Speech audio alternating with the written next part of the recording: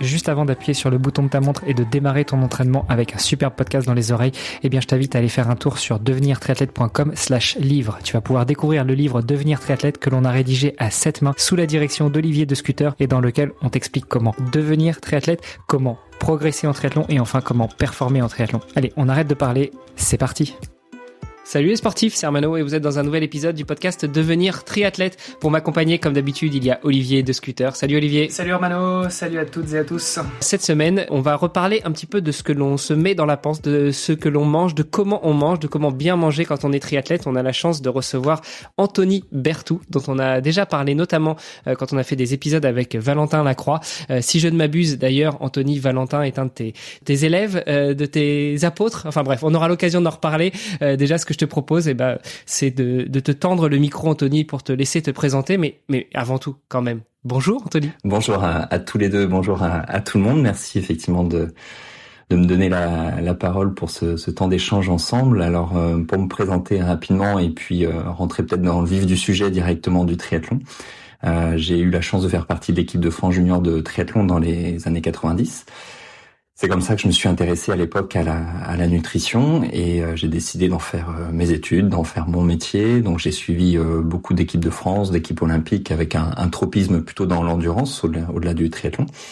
Voilà. Après j'ai beaucoup enseigné également en Suisse, donc à l'EPFL, à l'École Polytechnique de Lausanne, sur les enjeux mondiaux de l'alimentation, les projections 2050. Donc là, on s'éloigne complètement du monde du triathlon et de l'endurance, mais quelles recommandations on peut mettre en place autant à titre individuel que collectif et notamment pour des aspects écologiques, c'était le grand sujet de cet enseignement et je suis revenu en France il y a quelques années par rapport à des pépins de santé.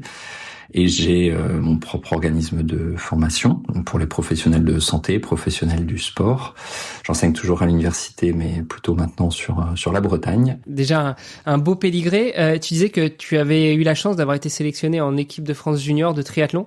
Jeune, ça veut dire quoi? Ça veut dire tout jeune? Ça veut dire 15-16 ans? Ça correspond à quelle période pour toi? Oui, c'est ça, 16-17 ans, ouais, tout à fait. Ouais. 16-17 ans, donc ça veut dire que tu avais déjà commencé le triathlon, tu savais déjà nager, courir, rouler, dans l'ordre inverse. Ouais, c'est plus facile. Je suis nageur à la base. En fait, j'ai fait le début de ma carrière donc dans la natation, en sport-études natation, et puis j'ai vite basculé dans le triathlon, mais je faisais partie d'une génération où on n'était pas triathlète. C'était vraiment la transition. On avait souvent une origine de nageur ou de coureur, plutôt profil nageur-coureur justement. Mais voilà, j'étais pas dans les générations du triathlète dès le début, quoi. On en parlait avec certains invités avant, notamment Yves Cordier. Tu as connu comme moi le triathlon à l'ancienne, en maillot de bain et en cinglet, et pas avec la trifonction. C'est ça, et tous les copains et copines qui se moquent des tenues comme celle-ci, ouais, tout à fait. Qu'est-ce qui a fait que à cette époque-là, pour toi, tu passes de la natation au triathlon? Quel a été le déclic en fait? Alors ça, tu me poses des questions qui me font ramener à des vieux souvenirs. C'est sympa. Je me suis pas posé la question depuis. Tu vois, c'est un peu pour cadrer l'invité, pour cadrer le débat, et puis souvent ça te ramène aussi à des bons souvenirs. En tout cas, moi, ça me rappelle de bons souvenirs quand je parle de triathlon d'il y a 20 ans. Mais tout à fait. Moi, au contraire, c'est plutôt plaisant. C'était un copain en fait qui était nageur avec moi, Boris. D'ailleurs, s'il nous écoute, ce sera un petit clin d'œil par rapport à ça. Et puis j'avais fait un triathlon à l'époque académique, l'UNSS. Et puis j'avais gagné ce triathlon, ce qui m'avait amené au championnat de France.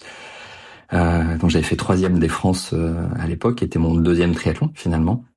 Donc ça a suffi à me mettre le pied à l'étrier. Et puis voilà, en fait j'avais déjà pris la décision de basculer en sport-études natation, donc j'étais resté là-dedans, mais ça a renforcé en fait la natte. Et puis quand j'ai basculé en cadet, c'était le moment pour moi de faire le focus sur le triathlon, quoi. Attends, parce que ça a l'air tellement facile, mais surtout dans des gens de notre génération, tu disais, on ne naissait pas triathlète, on était soit nageur, soit coureur, plus rarement cycliste, et après on basculait dans le triathlon. Tu vas pas me dire que de nageur, t'as fait un premier triathlon et tu l'as gagné.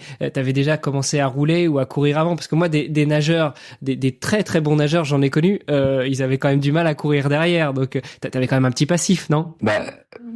Alors là, je dois remonter vraiment dans mes vieux souvenirs, mais non, pas. Alors comme tout le monde, tu vois, je courais avec l'école, etc.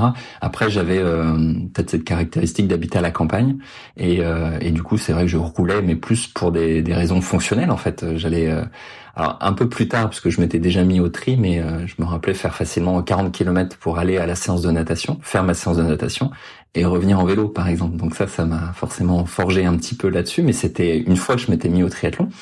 Non, ça a été vraiment un concours de circonstances. Et puis, d'ailleurs, en parlant de profil, au final, j'étais plutôt rouleur à la toute fin, on va dire, comme quoi les choses peuvent changer assez facilement, quoi. Bah, facilement, rapidement. Voilà. Histoire d'en finir peut-être avec la présentation et avec la remontée dans le temps, avec l'historique. T'as continué le triathlon jusqu'à quand? T'es monté jusqu'à quelle distance? Quelles sont tes plus belles performances ou tes meilleurs souvenirs? Ouais.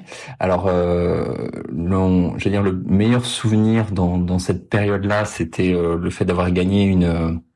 Alors, c'était pas une Coupe d'Europe parce qu'on était regroupés sous un collectif France. C'était à Andorra de mémoire, et du coup j'avais gagné cette course en junior. J'étais cadet, on avait droit à des surclassements. Bah, à l'époque ça fonctionnait un petit peu différemment d'aujourd'hui, donc ça reste forcément un très bon souvenir. Et j'ai eu des pépins de santé assez importants par la suite, donc j'ai complètement arrêté ma carrière sportive et le sport de manière générale pendant pas mal d'années.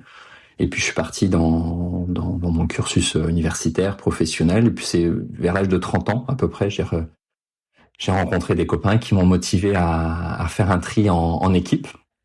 Et il n'en fallait pas plus pour me redonner envie. Alors vraiment à mon niveau, parce que je parlais plus du tout de haut niveau à ce moment-là.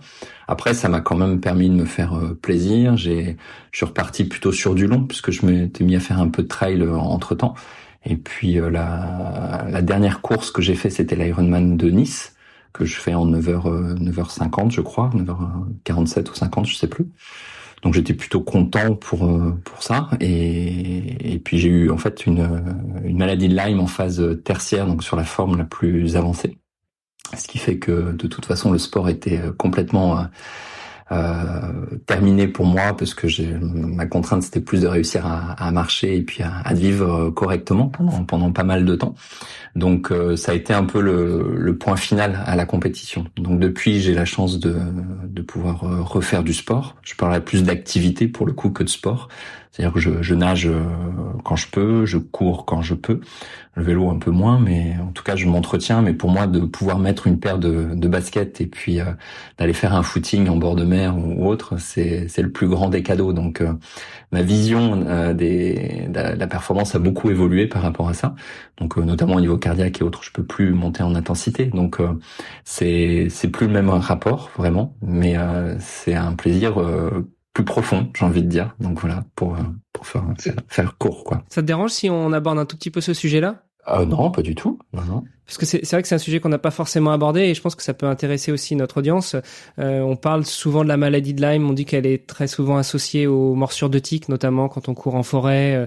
Pas mal de trailers se font attraper par des tiques, mais aussi de promeneurs. Et puis c'est vrai que a priori, plus le temps change et plus les tiques se multiplient, et donc plus les risques de morsure sont importants. Je sais pas si c'est comme ça que toi tu l'as contracté, mais en gros, comment est-ce que se manifeste la maladie de Lyme, et puis quels sont les quels sont les côtés néfastes en fait pour le sportif, puisque tu dis que cette maladie t'a empêché de pratiquer le sport? Oui, alors ça peut être un long sujet.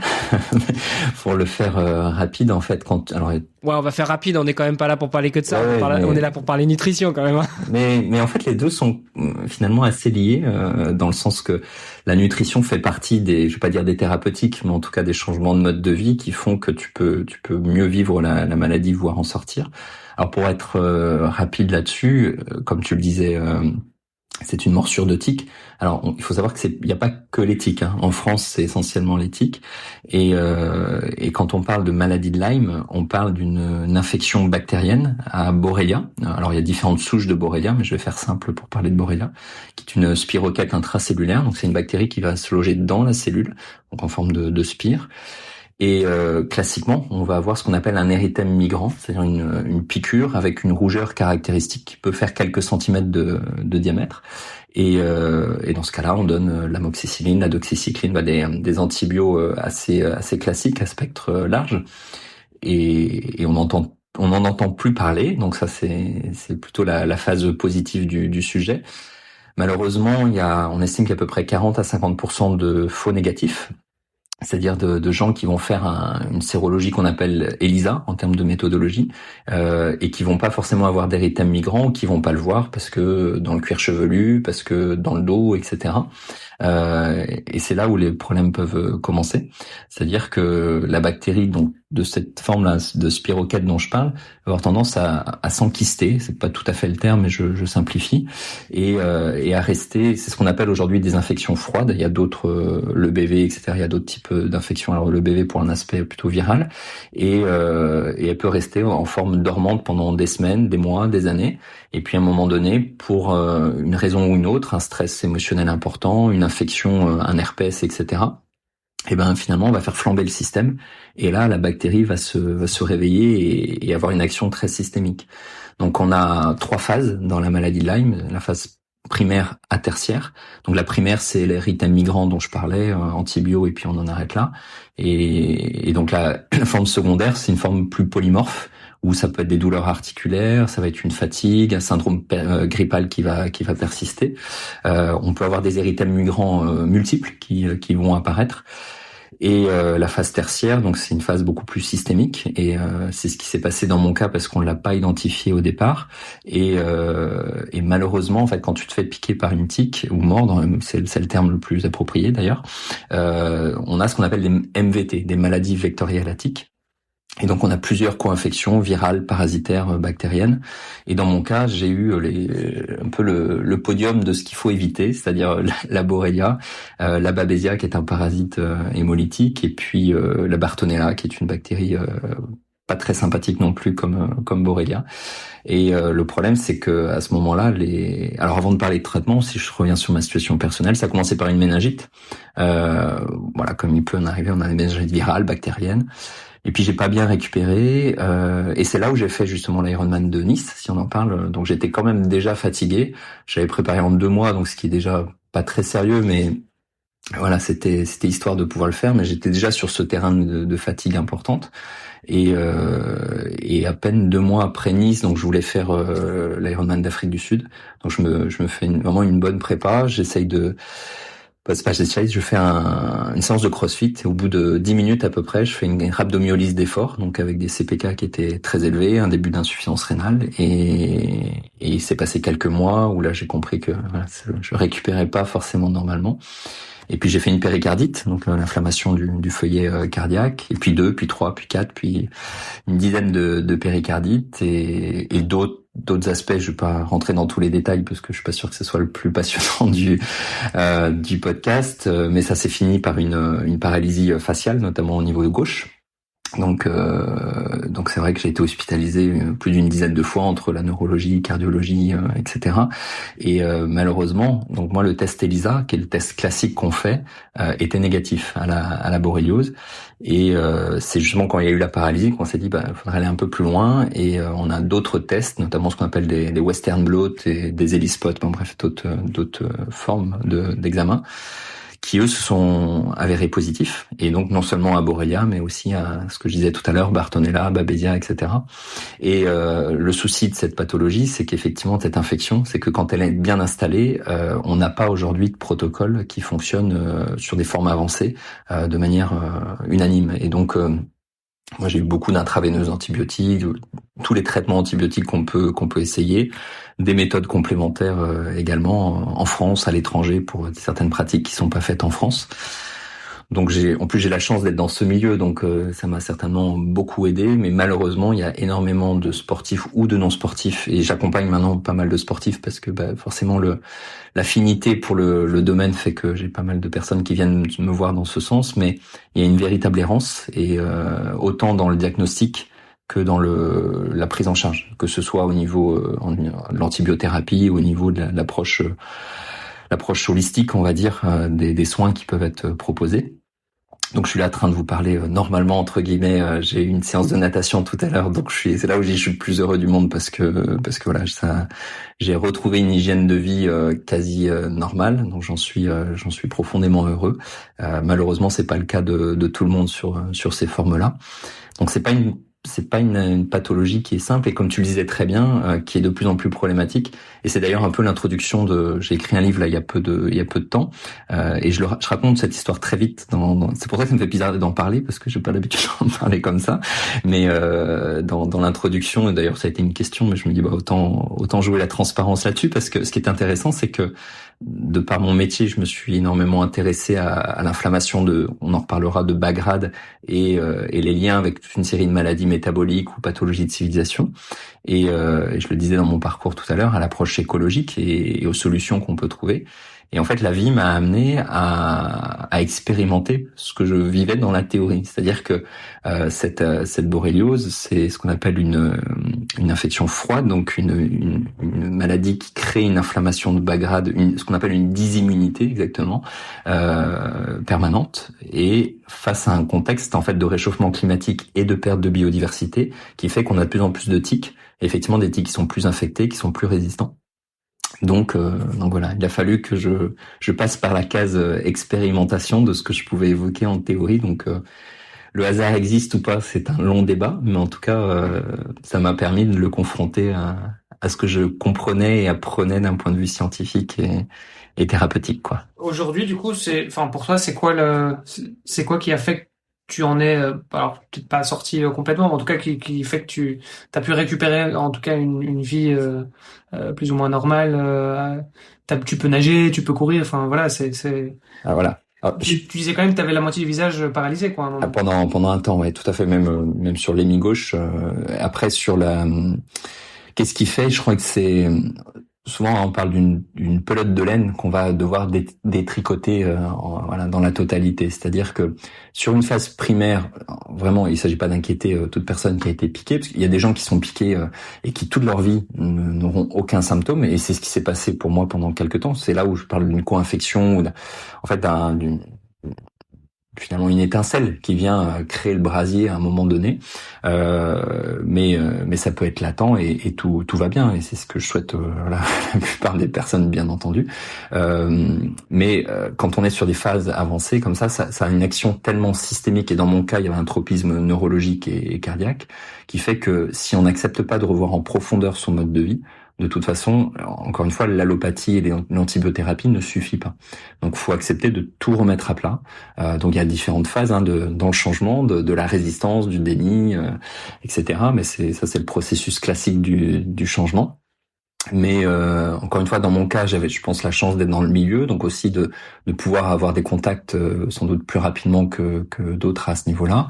Et puis, déjà d'être très sensibilisé, bien sûr, à l'alimentation, puisque c'est mon métier à la base, à l'activité physique, parce que on en parle depuis tout à l'heure, c'est aussi, ça fait partie de mon quotidien depuis que je suis gamin, mais la gestion des émotions, la qualité du sommeil, l'exposition aux contaminants, aux métaux lourds, il y a tout, encore une fois, une remise à plat à mettre en place, et si ça on l'accepte pas, on sera toujours dans du bricolage qui va essayer de nous faire remonter un petit peu la tête hors de l'eau, mais on retrouvera pas un état de vitalité qui sera suffisant. Et puis ça dépend beaucoup des co-infections dont je parlais.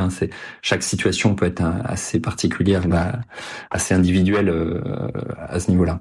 Mais c'est vrai que si on se dit juste, je prends un protocole d'antibio et puis ça ira mieux derrière, malheureusement ça fonctionne pas, et c'est là où les rechutes sont permanentes.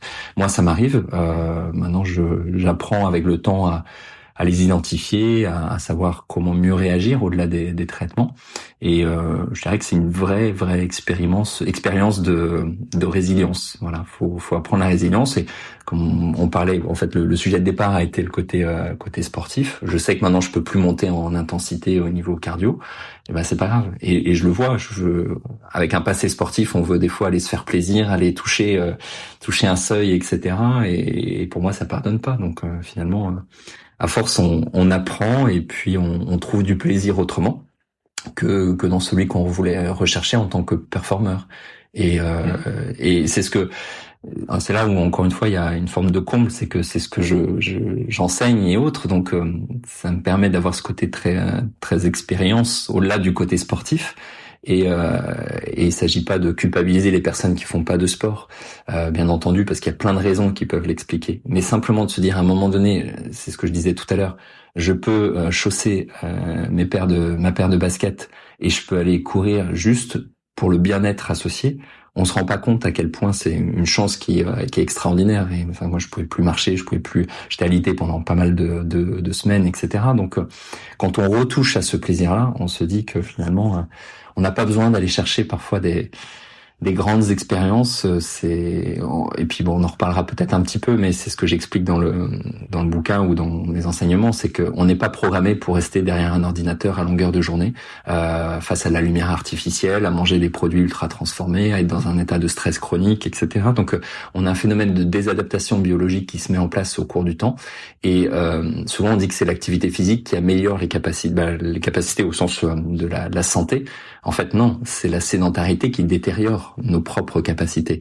Et c'est important pour moi de le voir sous cet angle-là, voilà, de vue, parce que on l'oublie.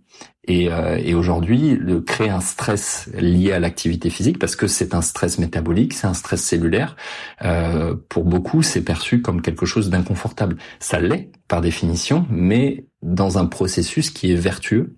On parle beaucoup de stress hormétique, en fait, phénomène d'hormèse, peut-être qu'on aura l'occasion d'en parler, qui est un principe à la base de toxicologie, qui nous dit que le même stress peut être positif ou délétère en fonction de la charge, de la durée, de l'amplitude de ce stress et de la capacité de l'individu à recevoir ce stress-là. Et donc c'est sûr que si une personne est sédentaire et qu'elle se met à faire un Ironman du jour au lendemain, ça risque de coincer, ou en tout cas elle prendra certainement pas le plaisir que pourra avoir un athlète qui s'est entraîné pendant des mois, voire des années, tout simplement parce que la quantification de stress au niveau cellulaire a été progressive, a été adaptée. Donc on est dans du stress qui est le principe de vie, qui est notre principe d'évolution. Et ça, on a tendance aussi à l'oublier. Donc c'est vrai que sortir un peu de sa zone de confort par du mouvement, c'est non seulement nécessaire, mais c'est encore une fois la base de la vie, quoi. Attends, je voulais revenir sur un truc quand tu dis c'est la sédentarité finalement qui est néfaste et qui fait que ça dégrade un petit peu nos capacités. Je voudrais juste essayer de mettre ça en image, c'est-à-dire que si on prend une base 100 comme on aime le faire en statistique ou en mathématiques, prenons nos ancêtres, les chasseurs-cueilleurs. En gros, si on se dit qu'on marche ou on court, 3 kilomètres par jour, je sais pas si c'est un bon chiffre, mais admettons que si c'est ce que nos ancêtres faisaient, si on faisait la même chose maintenant, on serait sur une base 100. Donc on resterait plus ou moins avec la même capacité et le même niveau de forme de notre corps. Mais vu qu'on devient sédentaire, donc de 3 kilomètres, on est passé à 2,5, puis 2, puis 1,5, puis maintenant, il y en a même qui ne sortent plus de chez eux, ils se font livrer tout à la maison, ils se font en télétravail, etc. Et c'est là qu'on dégrade en fait nos capacités physiques, que notre corps se dégrade et qu'on va certainement finir comme j'ai eu l'occasion de le revoir il y a peu de temps, avec ces humains qui vivent dans des vaisseaux, assis dans des sièges et qui se font livrer à boire, à manger et puis qui bougent pas de leur siège toute la journée, quoi. Tout à fait. Oui, et puis là, c'est une approche qui mérite d'être systémique, parce qu'il n'y a pas que la notion d'activité physique.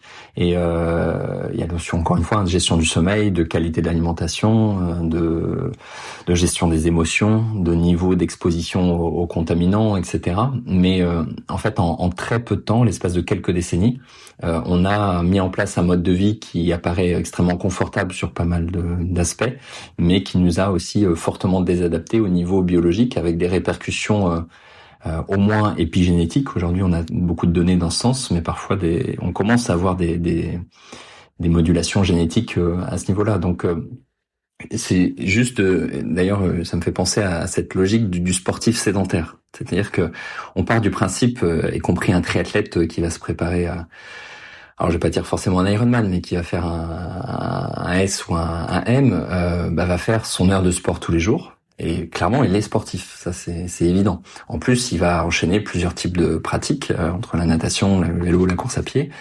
Donc ça en soi, très bien à partir du moment où c'est bien géré. Sauf que si le reste du temps, il est comme on est en ce moment, c'est-à-dire en train de parler en visio derrière un écran d'ordinateur toute la journée, il est sédentaire. D'où la terminologie aujourd'hui de sportif sédentaire, qui fait que c'est sur deux aspects différents et complémentaires. C'est-à-dire qu'on a besoin effectivement de pratiquer une activité physique avec des sorties de zone de confort à l'échelle de notre capacité d'adaptation. Mais à côté de ça, on a besoin d'être dans du mouvement musculaire. D'où le fait de bouger toutes les 20 à 25 minutes. Alors là, on va, je sais pas d'ailleurs, ça fait 25 minutes pile, voilà.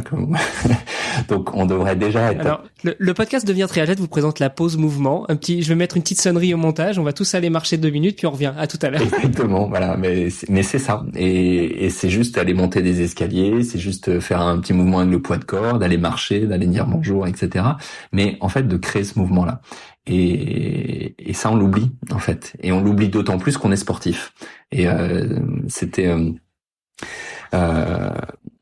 Christophe Mallardet, qui avait donc un préparateur dans le monde du trail, que je salue au passage, et qui avait utilisé cette expression de sportif sédentaire il y a quelques années. Et effectivement, de plus en plus de personnes l'utilisent, et je trouve qu'elle est très juste, en fait. Parce qu'elle est le reflet un peu de notre mode de vie aujourd'hui. Ouais, ça, effectivement, ça me parle. Et tu dis, on l'oublie d'autant plus qu'on est sportif. C'est-à-dire que quand t'es sportif, tu te dis, de toute façon, c'est bon, j'ai fait mon entraînement, le reste du temps, je peux rester sur mon ordi tout le reste de la journée, quoi. Exactement. Et parfois, dans une vie urbaine où tu vas travailler à la Défense ou autre, et puis t'es dans le boulot métro dodo, etc. Si ce n'est que oui, t'as fait 1 heure de sport à côté, ce qui est très bien, mais qui n'est pas suffisant, en tout cas, ce qui n'est pas suffisant, quoi. Voilà, ce pourquoi on n'est pas programmé, en tout cas. C'est un peu le paradoxe du sportif qui dit de toute façon, je peux manger du chocolat ou du sucre parce que j'ai fait mon sport, et puis après, dès que t'arrêtes de faire du sport, tu continues à manger parce que tu dis bon, allez, quand même, là, je suis habitué. Puis quelques années après, tu te rends compte que t'as peut-être un peu abusé sur les tablettes de chocolat. C'est ça. On a des publications qui nous montrent sur l'insulinorésistance, par exemple, parce que un des bienfaits avérés de l'activité physique, c'est la sensibilité à l'insuline, qui est un processus extrêmement important pour notre santé pour plein d'aspects, sur la gestion du poids, sur la prévention du diabète, de certaines inflammations chroniques ou autres. Et je suis en tête une publication de Delamarche, justement, qui était, alors je crois que c'est 2014 ou il y a une petite dizaine d'années déjà, qui montrait que au bout de 3 semaines à 1 mois, en fait, de sédentarité, chez quelqu'un qui était en activité, on trouvait une insulinorésistance qui était proche d'une personne sédentaire. Donc en fait, on peut se désadapter extrêmement vite, et cette insulinorésistance va jouer sur le poids. C'est pour ça que je rebondis sur la notion de chocolat, etc. Mais elle joue aussi sur la santé de manière générale. Alors là où on peut rassurer sans doute les auditeurs triathlètes, c'est que dire ouais, mais j'ai pas fait de sport pendant 3 semaines, 1 mois, 2 mois pour une blessure, etc. C'est là où je reviens au principe d'Hormèse et on sait aujourd'hui qu'on a une mémoire musculaire et qui fait que en fait, si on va se remettre en mouvement alors qu'on a un passif sportif, eh ben les bienfaits et les adaptations vont être beaucoup plus fortes et rapides que quelqu'un qui ne l'a pas été de sa vie. Donc on retrouve le bénéfice plus vite, mais on a aussi une désadaptation très rapide à ce niveau-là. Tu parlais de nos ancêtres chasseurs-cueilleurs, ils bougeaient toute la journée. Donc aujourd'hui, on va faire 1 heure de sport en tant que sportif. Alors c'est vrai que là, on parle de sport et pas d'activité physique. Pour la très grande majorité des personnes qui ne font pas d'activité, on dirait mais c'est énorme 1 heure par jour. Sauf qu'avant, on bougeait 6, 7, 8 heures tout le temps. Donc alors c'était pas la même activité, c'était différent, mais on était en mouvement. Et aujourd'hui, le problème, c'est pas de faire ou pas faire 1 heure de sport, c'est de ne plus bouger.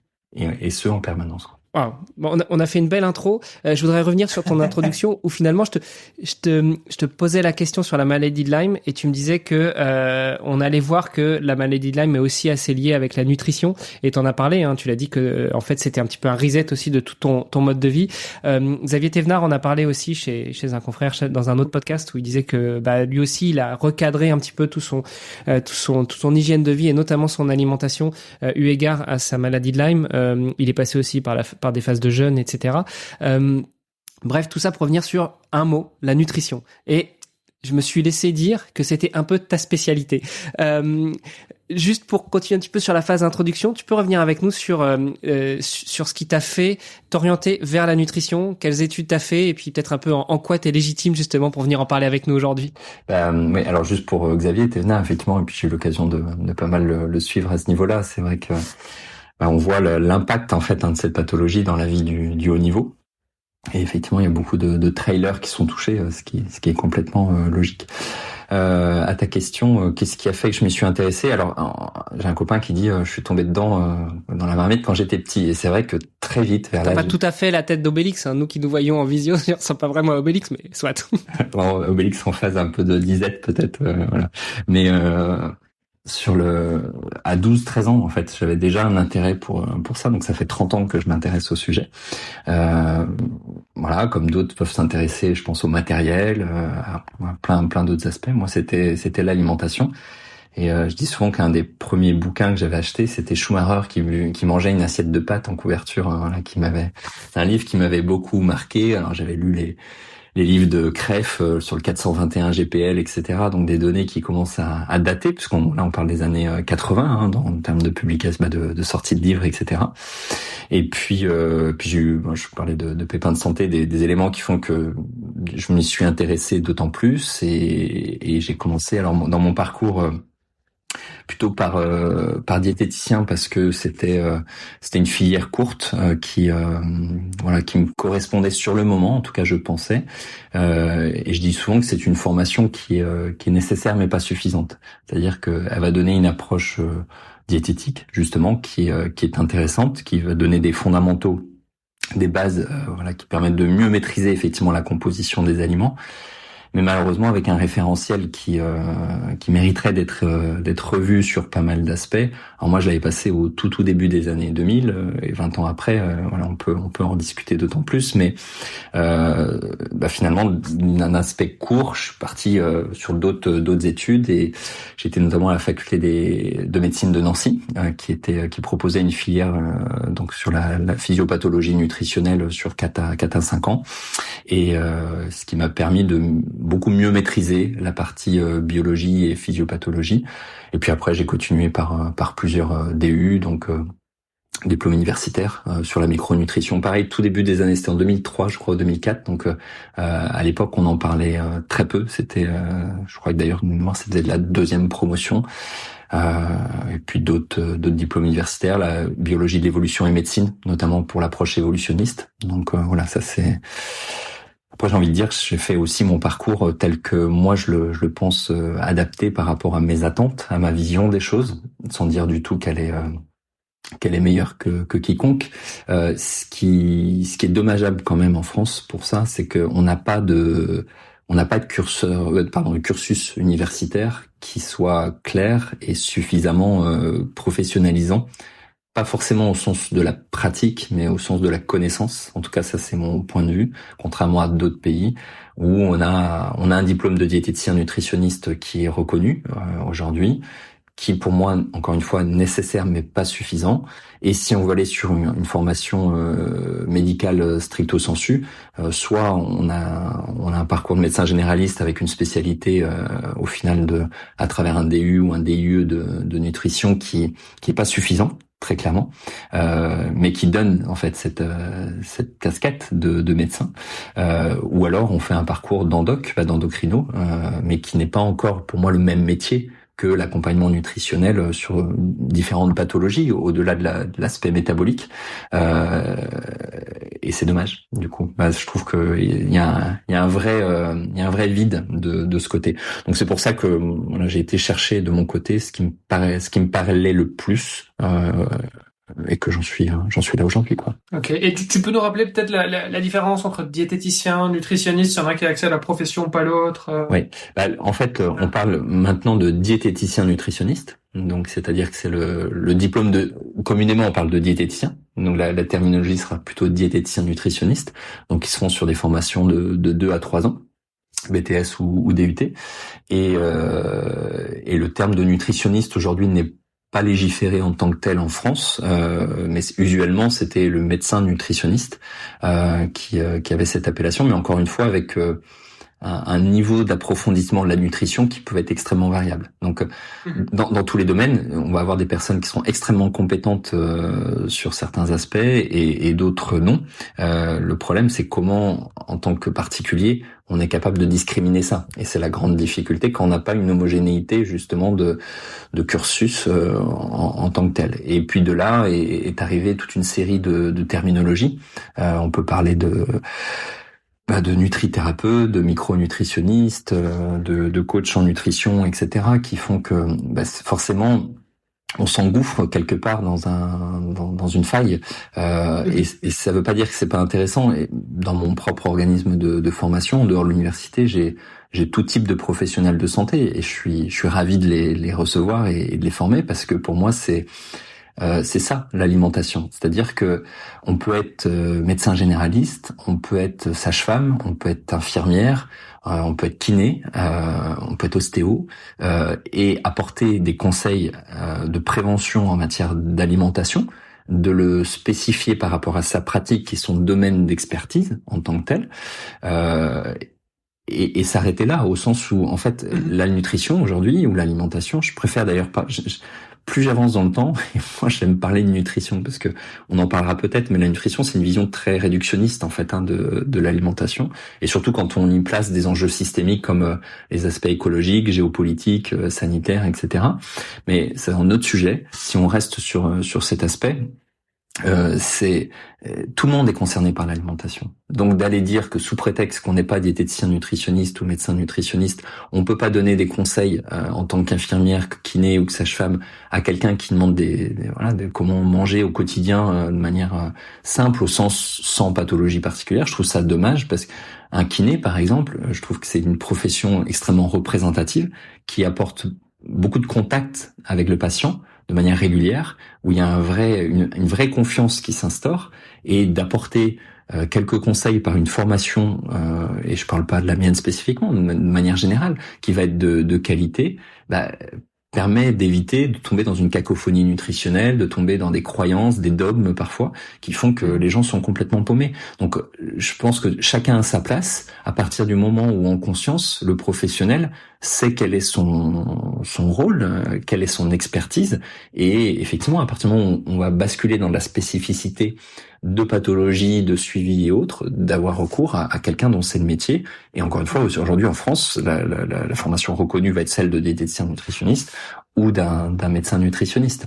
Mais on a des querelles de chapelle ou autres, je trouve qui sont dommages, parce qu'en fait, au lieu de concentrer notre énergie sur quelque chose de constructif et de voir la complémentarité, on se bat pour des positions, ce qui se comprend, hein, je veux dire, ça c'est l'humain de manière générale, mais pour moi on n'avance pas sur le sujet de fond, et c'est une question qui existe depuis moi ça fait encore une fois 30 ans que je suis dans ce milieu-là, 20 ans je parle de diplôme, etc., et voilà, qui a toujours été là, et qui l'est encore aujourd'hui, donc ouais, pardon.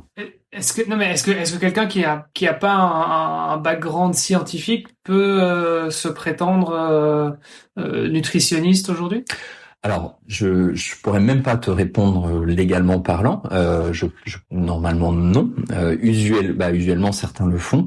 Maintenant, quand je parlais de complémentarité et que beaucoup de professions peuvent donner un conseil de premier niveau en alimentation, faut distinguer pour moi deux choses. C'est le professionnel de santé, déjà diplômé d'État dans son domaine, qui va intégrer quelques conseils de base sur la nutrition.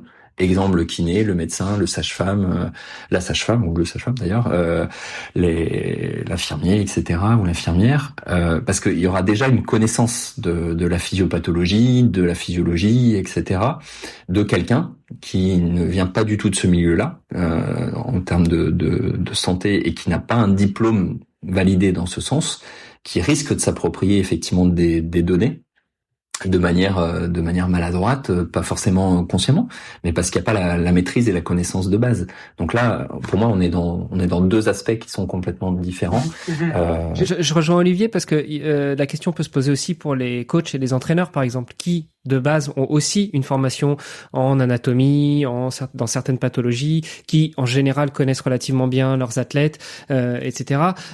Si ils font en plus une formation en alimentation, en nutrition, en micronutrition, appelons-la comme elle veut. Est-ce que tu penses que justement ils ont aussi peut-être cette légitimité au même titre que quelqu'un qui a fait une formation médicale, quelqu'un qui fait partie du corps médical, même si c'est pas leur spécialité de base? La même légitimité, non, bien entendu. Maintenant, est-ce que ils peuvent avoir la capacité de donner un conseil de premier niveau sur, au petit déjeuner, plutôt que de manger ton bol de cornflakes, tu peux manger 1 ou 2 œufs avec une poignée d'amandes, de noix et noisettes? Oui. En fait, mais tout dépend où on place le curseur, en fait, tout simplement. Et c'est très flou. Comment? Finalement. C'est très flou, finalement, cette limite de c'est quoi le premier niveau?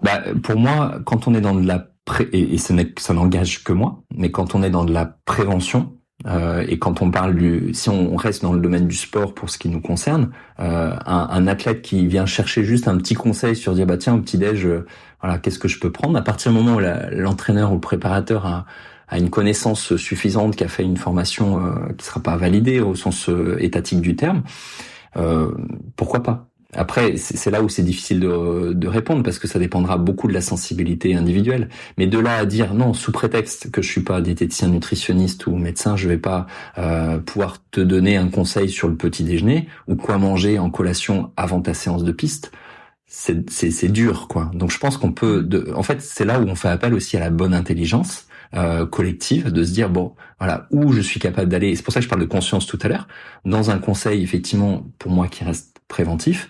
Maintenant, si il a un athlète qui vient le voir, qui est diabétique de type 1, qui plus est obèse ou qui a eu un antécédent d'infarctus du myocarde, bien évidemment, d'aller donner le conseil, et on n'est pas dans la même légitimité, ou qu'il y a une insuffisance rénale, etc. Mais pour moi, c'est du bon sens. Après, effectivement, on a besoin de le cadrer. Le problème en France, c'est que on peut être vite dichotomique, et c'est ça que je trouve dommage.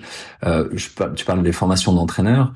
Moi, j'interviens à la Fédération française de triathlon depuis 99. Donc, ça fait 24 ans que j'ai fait le BF3, nouvellement BF4. Donc là, on parle vraiment de technique triathlon. Mais vous avez dans les formations d'entraîneurs, on a les BF5, BF4, BF3. Aujourd'hui, alors je dis ça sous réserve parce que je m'y perds moi-même, mais on allait du BF4 vers le BF3, et depuis cette année, maintenant, le BF4 devient le BF3 et le BF3 devient le BF4. Donc, bref, plus on avance, plus le niveau de connaissance évolue dans chaque domaine, sur la prépa physique, sur la prépa mentale, pourquoi pas, sur la nutrition, sur la planification d'entraînement, etc. Et donc, ça fait effectivement 24 ans que j'ai des entraîneurs qui sont là, et on part d'une sensibilisation sur 2 à 3 heures. Alors maintenant je le fais plus, mais à l'époque de nutrition, à aujourd'hui on a 2 jours et demi de formation, par exemple pour les anciennement BF3. En sortant de BF3, ancienne version encore une fois, nouvelle version. J'espère que je vous perds pas, mais c'est les terminologies. Et c'est pas des personnes qui vont sortir nutritionnistes, bien entendu. Mais encore une fois, face à un jeune qui va venir à 17 ans et qui dit je sais pas quoi manger avant de faire ma séance de piste dont je parlais tout à l'heure, déjà de leur donner quelques clés pratiques qui sont entre guillemets encadrées par rapport à un discours que j'espère cohérent me concernant, ça me paraît pas déconnant non plus, quoi. Voilà. Encore une fois, c'est où on place tout ça, même s'il n'y a pas une limite qui est clairement définie, parce que on touche à ce qu'on fait en moyenne 3 fois par jour, donc 80 à 100 000 fois au cours d'une vie. C'est-à-dire quand on se met devant une assiette et qu'on mange, quoi. Donc est-ce que le conseil doit être limité aux diététiciens nutritionnistes? Voilà, je pense pas. Quand on parle de BF1, 2, 3, c'est les brevets fédéraux qui sont les certificats d'une certaine manière qui te permettent de coacher en tant que coach. Enfin, oui, c'est les niveaux de coaching, quoi, en gros. Là, je me permets de parler un peu plus précis de triathlon, parce que on est dans Oui, non, tout à fait. Triathlète, donc peut-être que tout le monde n'est pas familier avec le terme, c'est pour ça que je précisais. En fait, c'est exactement ça, brevet fédéral de niveau 5, 4, 3 et pour la petite anecdote, je me souviens justement, on le disait tout à l'heure en off, mais Anthony et moi on s'est rencontrés lors d'une formation justement qui donnait à Bruxelles en micronutrition, et je me souviens même être arrivé un petit peu en retard parce que j'avais un problème de train, enfin bref, et j'étais rentré dans la salle et j'avais dû me présenter, et il y avait un tour de table, quoi. Je crois qu'on devait être une bonne vingtaine, voire trentaine de personnes. Ils étaient tous tous issus du corps médical. C'était des ostéos, c'était des kinés, c'était des nutritionnistes. Et j'étais le seul moi je suis consultant en management. Je n'avais absolument rien à voir. Et on se demandait la nuit, mais ok, qu'est-ce qu'il fait là? Et non, moi c'était juste par culture générale. J'avais aucune prétention d'aller, on parlait à des athlètes ou à des patients ou quoi que ce soit. C'était vraiment juste de la culture générale. Mais effectivement, ça m'avait un petit peu frappé de dire, au fait, je suis vraiment dans une formation très orientée scientifique. Et d'ailleurs, le contenu était assez poussé, quoi. J'ai dû m'accrocher d'ailleurs, mais c'était super intéressant. C'est vrai, oui. Et puis là, en plus, en l'occurrence, c'était avec la clinique du coureur, donc qui ont un tropisme kiné très très prononcé. Oui. Et je me rappelle bien effectivement de cette formation. Il y avait un ou deux diététiciens ou nutritionnistes d'ailleurs qui étaient présents, mais de formation en Belgique et non pas en France. Et là aussi, il y a des subtilités, mais c'est vrai que dès qu'on parle de sport, on va avoir des personnes comme toi qui peuvent être très férues de nutrition, d'entraînement, etc., qui vont venir pour la culture personnelle. Et d'ailleurs, même parmi les kinés qui étaient présents, la plupart, ou pour beaucoup en tout cas, c'était aussi de l'intérêt personnel. Parce que la personne est traileuse, elle est triathlète, etc. Et puis qu'elle a envie déjà de bien vivre son sport, elle, pour après le retranscrire en termes de conseils auprès de son patient. Mais c'est là où je suis peut-être utopiste dans l'âme, mais je parle de bonne intelligence. C'est en conscience de savoir où on va et à partir de quand on rentre dans une zone qui ne nous concerne pas parce qu'on n'a pas le domaine d'expertise. Et je pousse un peu le truc, mais puisqu'on est dans cette discussion, si vous allez vendre des compléments alimentaires en vente directe et vous allez être commissionné sur vos ventes de produits, etc., et que votre objectif c'est de vendre le maximum de produits et le faire au voisin, à la voisine ou au gars du club et puis au copain machin, là on tombe dans un travers qui n'a absolument rien à voir avec un accompagnement professionnel. Et de se prétendre nutritionniste dans ce cadre-là, bien sûr que c'est totalement galvaudé par rapport à ça, mais j'ai envie de dire que la personne elle-même le sait. Donc faut pas oublier qu'un professionnel de santé, il a avant tout son rapport au patient, thérapeutique, indépendant, sans conflit d'intérêt quel qu'il soit. Et quand on parle de micronutrition, d'ailleurs, c'est un autre sujet. Malheureusement, beaucoup de formations sur la micronutrition sont mises en place par des laboratoires ou par des associations émanant de laboratoires. Et forcément, il y a un conflit d'intérêt, volontaire ou involontaire.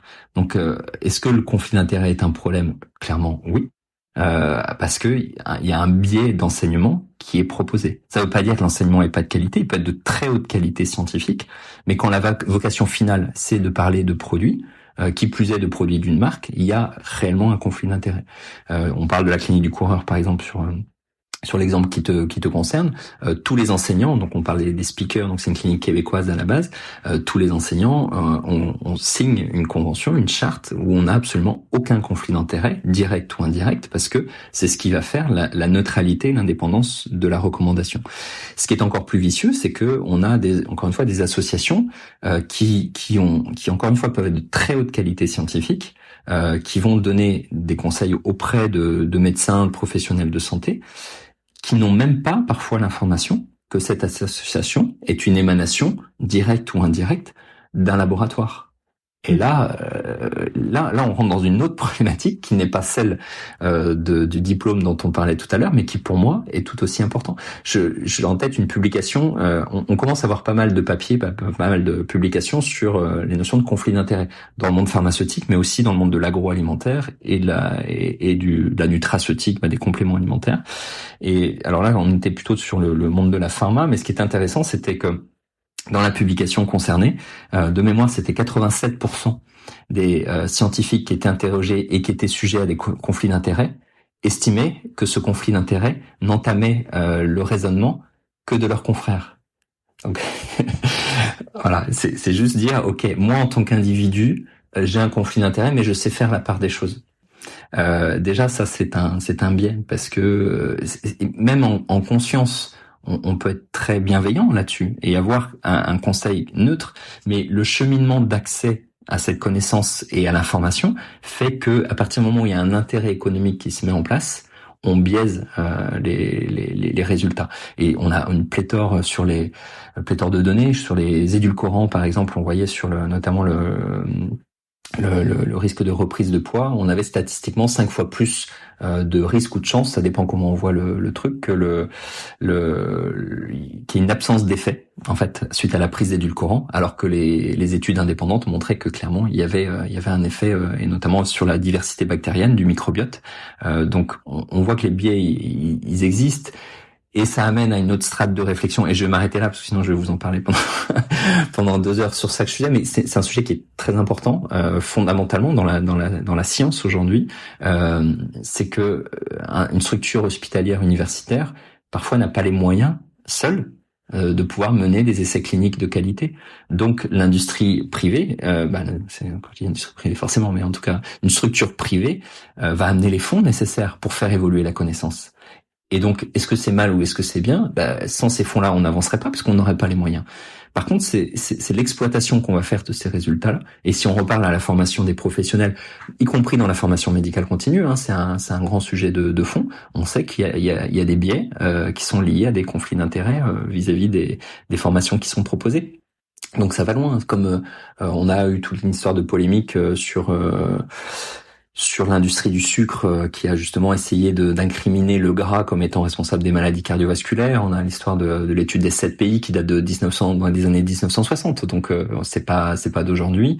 Dans le lobbying des produits laitiers de la même façon vis-à-vis du calcium, on sait qu'aujourd'hui il y a des biais qui sont importants. Donc c'est ce qui contribue. Là, on touche à 2 points clés quand même importants en matière de nutrition. C'est effectivement, la crédibilité et la reconnaissance du professionnel qui va être à même de donner une recommandation. On parle de prévention ou de thérapeutique. Et de 2, quelle est l'influence de l'industrie et de manière générale du lobbying sur la neutralité des recommandations qui peuvent être proposées, y compris en matière de santé publique. Et là, on touche encore à un autre sujet. Et si on y rajoute des approches transverses sur l'écologie, sur la toxicologie, etc., les gens sont complètement paumés au final. Et c'est normal. Bon alors, juste pour précision, chez Devenir Triathlète, on n'est pas journaliste, on l'a déjà dit, mais on ne souffre d'aucun conflit d'intérêt, et c'est pour ça qu'on donne la parole à tous. Pour compléter sur ta remarque, je voulais juste mettre en avant un des derniers épisodes de podcast du LTP, du Let's Trail Podcast, où Nico a parlé notamment avec Blaise Dubois, mais aussi avec d'autres spécialistes que tu dois certainement connaître, comme Guillaume Millet, comme Pascal Balducci, de la recherche scientifique dans le sport, et je pense que ça complétera très bien ton propos. Juste voilà. Pour rebondir, et je les salue aussi, d'ailleurs, que ce soit Blaise, Guillaume et puis Pascal. Pascal avec qui j'ai coécrit 3 bouquins, d'ailleurs, pour la petite parenthèse, donc je connais très bien. On lui a dit qu'on te recevait et il nous avait dit que vous aviez déjà échangé. Donc, tout ça pour revenir un petit peu sur ton parcours, mais aussi sur l'intérêt que tu vois, toi, à l'alimentation de manière générale dans le sport. Alors on l'aura compris, pour toi ça fait partie d'un équilibre de vie, d'une hygiène de vie de façon globale, mais plus particulièrement dans le sport, quelle place tu donnerais à l'alimentation et quels conseils tu pourrais donner pour optimiser cette alimentation dans le sport ou le sport via l'alimentation? Je sais pas si c'est très clair ce que je dis. Si, c'est très clair, mais en tout cas je pense, en tout cas moi je me percevoir. Je donne souvent l'expression que, notamment les produits de nutrition du sport, parce qu'on aura l'occasion d'en reparler, doivent être la cerise sur le gâteau et non pas le gâteau sur la cerise.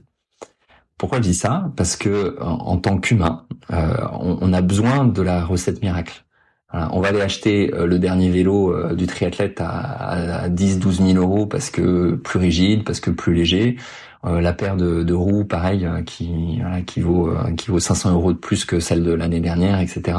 La paire de chaussures qui va coûter X euros parce que il y a une taxe carbone, etc. Donc en fait, on est beaucoup plus séduit par ces approches miracles, au sens où on va avoir un bénéfice court terme qui est d'autant plus séduisant qu'il est miraculeux. Et c'est là où sont engouffrés énormément de compléments alimentaires, de produits diététiques, des dogmes en fait, de régime, de se dire il y a le régime qui va faire que je vais être plus performant, etc. Et moi je dis toujours que le sportif n'existe pas.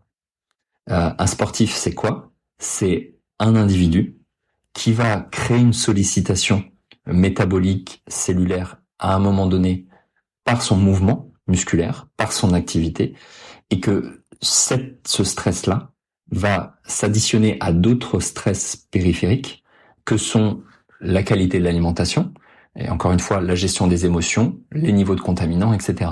Donc, un athlète qui est zen, qui a une vie bien établie, qui mange bio à la campagne, qui dort bien, où tout va bien, le même entraînement, alors que ce triathlète va être stressé, va être en plein divorce, va créer son entreprise, va dormir, va se réveiller 5 fois par nuit parce que il est jeune papa ou jeune maman, etc., qui mange un peu n'importe comment, entre guillemets, même si ça veut pas dire grand-chose, et ce stress hormétique qui est l'entraînement n'aura pas du tout le même impact physiologique et métabolique que s'il était dans la condition d'avant où tout allait bien.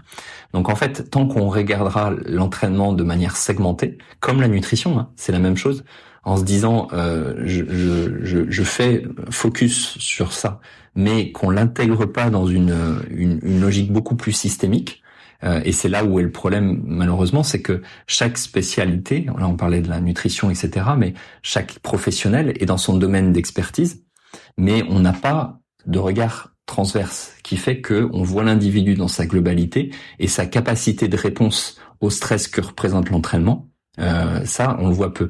Et du coup, ça me permet peut-être de boucler la boucle de notre échange, à savoir que, en fait, pourquoi un entraîneur, pour moi, mérite d'avoir des bases de nutrition? Parce que c'est celui qui est en confrontation directe avec le sportif. Et que il va pas se prétendre nutritionniste, mais il va pouvoir donner des conseils de premier niveau, ou en tout cas comprendre qu'est-ce qui peut à un moment donné poser problème chez un athlète qui est désadapté, voire surentraîné parfois, même si là on tombe un peu dans l'extrême de la situation, d'un point de vue alimentaire. Comme au niveau de la gestion émotionnelle, il va pouvoir identifier certains éléments, comme sur le sommeil, etc. Et c'est vrai que l'entraîneur est quand même sans parler du gouroutisme de l'entraînement, mais il est au centre de l'athlète.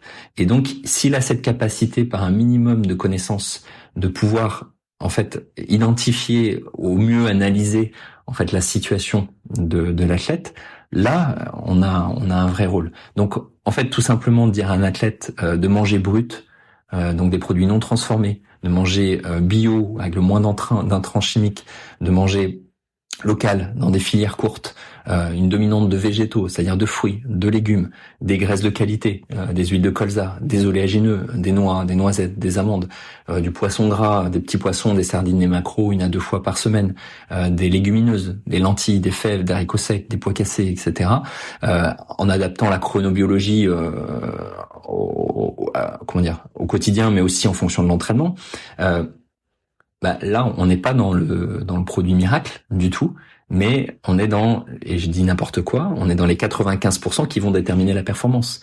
Ce qui va déterminer la performance d'un triathlète sur un Ironman, c'est pas ce qu'il va manger pendant l'effort sur le vélo, c'est pas le gel qu'il va avoir en course à pied, et c'est pas le gâteau énergétique qu'il va manger 2 heures avant sa course, et c'est pas ce qu'il aura mangé la semaine avant. Ce qui fait qu'il est performant le jour J, c'est qu'il aura été capable de répondre au niveau métabolique de manière adaptée à toutes les sollicitations qu'il aura eues pendant des mois et des années pour se préparer à cette épreuve. Et ça, malheureusement, on le voit pas. C'est marrant ce que tu dis parce que là je suis en stage d'entraînement et je viens de finir un gros bloc avec 3 jours d'affilée, enfin 2 jours, une journée de pause et un 3e jour. J'ai enchaîné 65 km de course à pied chaque jour. Donc le samedi 65, le dimanche 65, lundi pause et mardi 65. Et j'avais mon entraîneur qui était à côté de moi en vélo, qui m'accompagnait, qui faisait les ravitaux. Et puis le 2e jour, je lui ai déjà dit, écoute, tu veux que je mange des fruits secs? Ok, mais moi, ça fait 3 ans que je mange plus de sucre, ça fait 3 ans que je suis végétalien. Je ressens le besoin de manger plutôt du gras, des oléagineux. J'avais même des envies de bretzel stick, tu sais, ces trucs d'apéro, plein de sel, voilà. Et il me dit, non, mais faut que tu manges du sucre, et je suis arrivé le 3e jour, au 50e kilomètre. Déjà, j'avais plus rien, il y avait plus rien dans son sac à dos, et puis j'étais sec, quoi. Et je sentais, en fait, que le fait de manger des fruits secs, donc de manger du sucre, voire même il voulait absolument que je prenne un gel. Je dis, non, je sens que ça ne va pas passer. Et donc c'est intéressant ce que tu dis. Effectivement, c'est pas uniquement le jour J du gros entraînement, du gros bloc, du gros week-end choc ou même de la compétition que l'alimentation va changer. Ça va peut-être un peu contribuer ou pas à la performance ou à la sous-performance, mais c'est aussi tout ce qu'on a mis en place les années précédentes, enfin les semaines, les mois, les années précédentes. Et donc c'est vraiment quelque chose de très holistique à prendre en compte. Exactement. Et si je rebondis sur ça, déjà, alors je dis souvent que la nutrition ne fait pas gagner la course. Par contre, elle peut te la faire perdre. C'est-à-dire si elle est... Oui, en triathlon, c'est comme la natation, quoi. La natation te fait pas gagner la course, mais tu peux la perdre. Oui, un autre registre, mais oui, tout à fait. Mais après, moi, j'ai la chance d'être nageur à la base, donc je le vis plus facilement que des non-nageurs. Mais plus sérieusement, c'est quoi? C'est d'éviter l'hypoglycémie, donc de retarder au maximum l'épuisement du glycogène, musculaire notamment. C'est de pas avoir de troubles digestifs, notamment au niveau intestinal. De 3, prévenir les blessures musculaires ou la difficulté de récupération musculaire et prendre du plaisir. Voilà, là, on est dans l'objectif de la gestion de la nutrition en péri-compétition, avant, pendant, après, et c'est bien sûr important. Quand on voit que sur l'ultra, on est quasiment à 85% d'athlètes qui vont souffrir de troubles digestifs sur l'effort, c'est loin d'être anodin. Quand on fait du long sur Ironman à pied, on connaît tous cette problématique, que ce soit de gestion de la glycémie, d'hypo ou de troubles digestifs. Donc c'est pas du tout les minimiser, mais c'est juste de se dire que la nutrition, elle est là pourquoi? Elle est là pour nous permettre de rester dans un état le plus optimal possible, qui est celui qu'on connaît dans des bonnes conditions. Maintenant, ce qui détermine la performance, donc encore une fois l'adaptation, c'est ce qu'on a mis en place auparavant. Et ça, malheureusement, c'est difficile, et j'ai envie de dire en particulier chez les triathlètes. Voilà, mais bon, j'ai plein d'anecdotes là-dessus, on en reparlera peut-être. Et juste deuxième point par rapport à ce que tu disais sur le côté végétalien, et toi tu ressentais plus le côté des oléagineux. En fait, c'est doublement intéressant déjà, savoir qu'effectivement, la façon dont tu vas t'adapter dans ton modèle alimentaire au quotidien, bien sûr, va impacter les recommandations nutritionnelles qu'on va donner en compétition.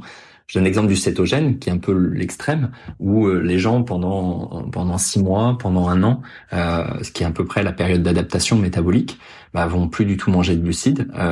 C'est des personnes qui vont être capables de manger effectivement au gras à l'effort, et qui n'ont... Alors il y a tout un débat quasi éthique entre guillemets de savoir si on prend des glucides ou pas à l'effort quand on est en cétose, parce que voilà, c'est un peu un double flux énergétique. Mais bon, c'est des questions de posture. Voilà, encore une fois, je vais pas dire d'ego, mais en tout cas c'est une posture, c'est pas une logique biologique.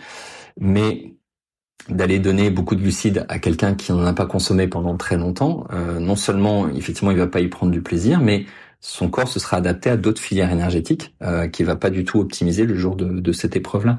Et ce qui est intéressant, et c'est malheureusement pas fait encore en France, on a des marqueurs génétiques, notamment ce qu'on appelle les ApoE, donc les apolipoprotéines E, donc on est de epsilon 2 à epsilon 4, donc ApoE2, ApoE3, ApoE4, et on sait qu'en fonction de ça, on a une capacité sur les filières énergétiques plus ou moins importante, une filière plus ou moins prédisposée à, entre guillemets, comme on le dit vulgairement, brûler des graisses, donc la filière lipolytique versus la filière glucidique classique. Donc on voit qu'on a des athlètes qui s'adaptent très peu à du cétogène, et souvent c'est des ApoE4 par exemple, et des ApoE2, ApoE3 vont s'adapter beaucoup plus facilement. Donc tout ça pour rebondir sur ta situation, qui est de dire, effectivement, t'as mis en place un modèle alimentaire qui n'est pas le conventionnel du sportif avec des pâtes à longueur de journée, etc. J'imagine en tout cas. Donc effectivement, tu t'es adapté à ce niveau-là, et peut-être que ta part génétique, et c'est là où le rôle du professionnel de pouvoir aiguiller dans ce sens-là, fait que t'es d'autant mieux adapté au modèle que tu ressentais comme le mieux pour toi, et que d'aller à l'encontre de ça et pas un facteur ni de bien-être, ni de performance pendant ton effort, quoi. Je te confirme. Bon. Pour reprendre le chiffre que tu disais tout à l'heure, tu disais 80% des athlètes en ultra ont des problèmes digestifs? On a une publication qui, ouais. Après, bon, c'est, 5%. Ouais, sur l'ultra. Ouais, sur l'ultra, mais quand tu dis l'ultra, enfin, Pardon, plutôt, quand tu dis des troubles digestifs, c'est à partir de quel moment? Alors ça peut être haut ou bas, c'est-à-dire des troubles gastriques, notamment ce qu'on appelle le RGO, le reflux gastro-œsophagien. Donc la personne qui va vomir, qui va avoir des aigreurs gastriques, qui va avoir une plénitude gastrique qui fait que voilà, dans l'estomac elle se sent pas confortable, jusqu'aux diarrhées, à l'abandon lié à ça. Okay, carrément. Et donc on estime que chez les coureurs à pied, souvent, dans les publications, alors ça commence à dater, mais on arrive souvent entre 30 et 50%. Parce qu'en plus, dans le coureur, chez le coureur, on a l'impact mécanique de l'onde de choc qui fait que ça fragilise d'autant plus le système digestif. Et on a ce qu'on appelle une ischémie mésentérique, c'est-à-dire qu'on a une baisse d'irrigation sanguine à l'effort qui fait qu'on n'est pas dans des bonnes conditions pour digérer. Donc ça, c'est un fait qui est quand même bien connu. Mais c'est vrai que le coureur, par la foulée, se fragilise d'autant plus. Donc chez les triathlètes, on a des chiffres qui sont moins importants parce que en natation en général, sur le vélo, voilà, on digère sur le vélo, quoi. C'est ça, en natation, sauf si on boit la tasse involontairement, on va manger une sardine ou je sais pas quoi. Voilà, on est d'accord, mais en tout cas, c'est pas volontaire. Ce qu'on fait, c'est bien sûr, c'est bien gérer la partie nutritionnelle sur le vélo, parce que du coup, c'est un sport qui est porté, qui a pas du tout les mêmes contraintes digestives. Et puis, on considère une stratégie différente quand on court. Et souvent, d'ailleurs, une des grandes erreurs des triathlètes à ce niveau-là, c'est que ils anticipent pas sur le vélo le fait qu'ils vont courir après, d'un point de vue nutritionnel. Et c'est beaucoup plus facile de manger des grandes quantités sur le vélo. Maintenant, si on le fait quelques kilomètres avant la transition, ça risque de pas passer dans les quelques kilomètres à pied. Donc, en général, on le sait une fois qu'on l'a vécu, mais c'est j'ai envie de dire basique. En tout cas, ça fait partie quand même des choses importantes à regarder. Donc, on n'aura pas la même stratégie à vélo que à pied. Et encore moins chez un triathlète qui va combiner ses épreuves, clairement. Et pour revenir sur l'ultra, quand tu dis les 85%, c'est dans toutes les disciplines ou c'est uniquement à pied? Non, sur les coureurs, c'était la publication que j'ai en tête, c'est sur des coureurs à pied d'ultra trail. C'est des coureurs, ok, d'accord. Et tout trouble digestif. Ouais. C'est-à-dire, c'était la fréquence de personnes qui, à un moment donné dans leur pratique, ont émis un inconfort digestif de type haut, gastrique, ou de type bas, intestinal. Oui, d'accord, ok. Oui, donc effectivement, ça se comprend un petit peu plus. Parce que moi, j'avais en tête le vélo, tu vois, et clairement, tu le ressens beaucoup moins. Même si, voilà, c'est vrai qu'il y a quand même un moment où t'as du mal. Il y a un moment, t'as du mal à avaler, quoi. Tu sais que t'as besoin de manger, tu sais que ton corps en a besoin, mais juste, t'as plus envie, quoi. Exactement. Et souvent, même à partir de 6-8 heures d'effort, sur tout type de discipline confondue, on voit cet écœurement et qui va être d'autant plus marqué, voire rapide, que la stratégie aura été mal gérée, avec des produits trop concentrés, des fréquences trop importantes, et c'est toute la difficulté. Et si on regarde la capacité d'oxydation des glucides, par exemple, pas d'oxydation, pardon, mais d'assimilation digestive au niveau intestinal des glucides, la plupart des coureurs d'endurance, quand j'ai coureur d'endurance, de triathlètes ou trailer par exemple, on va être entre 45 et 80 grammes par heure à peu près. Déjà 80 grammes, on est sur une valeur haute. On a des publications qui nous disent 120 grammes heure, etc. Sauf que c'est fait dans des protocoles expérimentaux sur vélo, et c'est rarement ou sur tapis, mais c'est rarement la fréquence que les gens vont consommer pendant 10-15 heures de sport en faisant l'UTMB ou la diagonale des fous, etc. Donc, faut toujours remettre en conditions réelles. Et encore une fois, la plupart des sportifs aujourd'hui se situent dans des bases à plutôt 40 à 60 grammes heure quand c'est bien mené, voire 80 grammes ou 100 grammes pour les plus chanceux entre guillemets là-dessus. Mais si vous en prenez davantage, en fait, la conséquence, ou des produits qui sont trop concentrés, vous allez ralentir la vidange gastrique, donc vous allez avoir un temps de présence du produit qui va être plus long dans l'estomac, ce qui va augmenter le risque de reflux ou d'aigreur, exemple avec les gels énergétiques. Et au niveau intestinal, on aura un effet osmolaire, un effet de charge qui fait qu'on aura eu trop de glucides par rapport à notre capacité de transfert de la lumière intestinale vers le milieu intérieur, vers le milieu plasmatique, et qui font que on va augmenter les risques au mieux d'inconfort, ballonnement, etc. Et au pire d'abandon par diarrhée, etc. Parce que les personnes en ont consommé trop, et donc souvent l'écœurement et l'absence de faim, elle vient déjà de la façon dont on a géré cet aspect. Après, encore une fois, il y a l'ischémie mésentérique qui fait que naturellement on va avoir moins faim. Il suffit qu'il fasse chaud, qu'on accroît la déshydratation, ça va accroître encore ça. Si on a des davantage de déchets azotés, par exemple, c'est pareil, ça va créer une anorexie pendant l'effort qui fait qu'on n'arrive plus à manger. Bon, il y a plein de facteurs qui interviennent, mais c'est bien sûr à considérer, surtout sur du long. Et en même temps, tu peux adapter ça, en même temps, ça, tu peux l'adapter, cette consommation de glucides. C'est-à-dire, moi, je me souviens qu'en tout cas, avant les courses, en général, quelques semaines avant, je vais justement charger en glucides sur les entraînements pour adapter un peu mon système digestif. Ouais.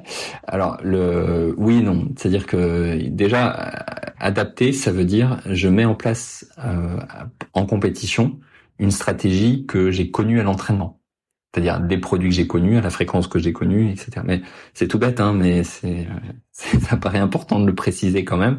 Vous n'avez pas à mettre une paire de minimalistes alors que vous avez couru en Oka à l'entraînement tout au long de l'année. C'est un peu la même chose. Donc après, sur le côté adaptation, on a effectivement quelques publications qui nous montrent que le fait par exemple, de manger avec l'estomac plein, le fait d'aller courir même peu de temps après avoir mangé, etc., pour adapter le corps à la digestion pendant l'effort, je laisse un conditionnel quand même, parce que c'est surtout un auteur qui l'a précisé, on en a quelques-unes, mais ça mériterait pas mal de nuances, mais effectivement, ce qui est certain, c'est qu'il y a une notion d'adaptation. Ça, c'est évident. Et faut pas oublier que votre système digestif, si vous allez lui faire un Ironman ou même un triathlon M, alors que vous avez jamais donné de liquide ou de solide à l'entraînement, vous imaginez le changement extrêmement brutal, et que ça passe pas, c'est complètement logique. Donc, de programmer des séances d'entraînement où vous allez effectivement consommer les aliments que vous allez avoir en compétition, pas du tout pour craindre l'hypoglycémie à l'entraînement, mais simplement pour que vous soyez dans des conditions similaires et adaptées à la compétition, c'est important. Et il y a d'autres où on fera des efforts avec des taux de glycogène bas, on parle de sleep low, de train low, de périodisation nutritionnelle, qui est une autre stratégie. Et c'est là où en fait, on vient croiser les données nutritionnelles avec la planification de l'entraînement pour faire en sorte que on cible les entraînements de qualité avec un statut nutritionnel adapté, et d'autres où ça sera au contraire un peu le stress qu'on va aller chercher au sens énergétique. Donc, en tant que sportif, on est quand même bien masochiste dans l'âme à la base, donc on aime bien ça. Mais voilà, tout dépendra de l'objectif qu'on attribue à l'entraînement, en fait. Et les deux sont importants.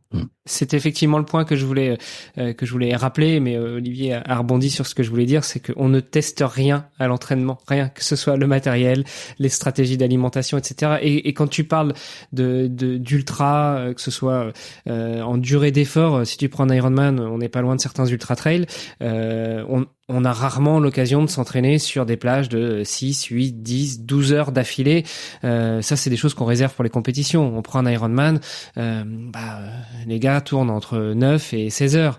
Et celui qui tourne en 16 heures, j'en connais pas beaucoup qui vont se faire des week-end shocks où ils vont enchaîner 16 heures d'efforts d'affilée pour pouvoir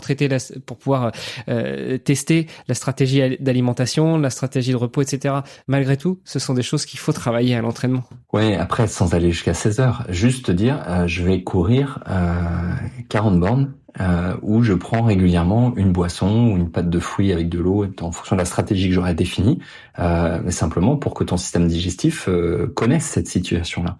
Donc on n'a pas besoin d'aller jusqu'à 16 heures, mais faire des sorties longues à pied, et beaucoup d'athlètes vont dire oui mais non, je vais pas le prendre parce que vulgairement je vais taper dans les graisses, et encore une fois, on sait qu'on a des stratégies pour augmenter la filière lipolytique, parce que c'est quand même c'est un peu le nerf de la guerre chez l'athlète d'ultra-endurance, parce que plus le point de croisement des filières énergétiques est bas, plus on aura une capacité à préserver notre stock de glycogène et donc à être performant à une intensité donnée le plus longtemps possible, ou en tout cas à une durée donnée à l'intensité la plus élevée. Donc ça c'est très névralgique en termes de stratégie.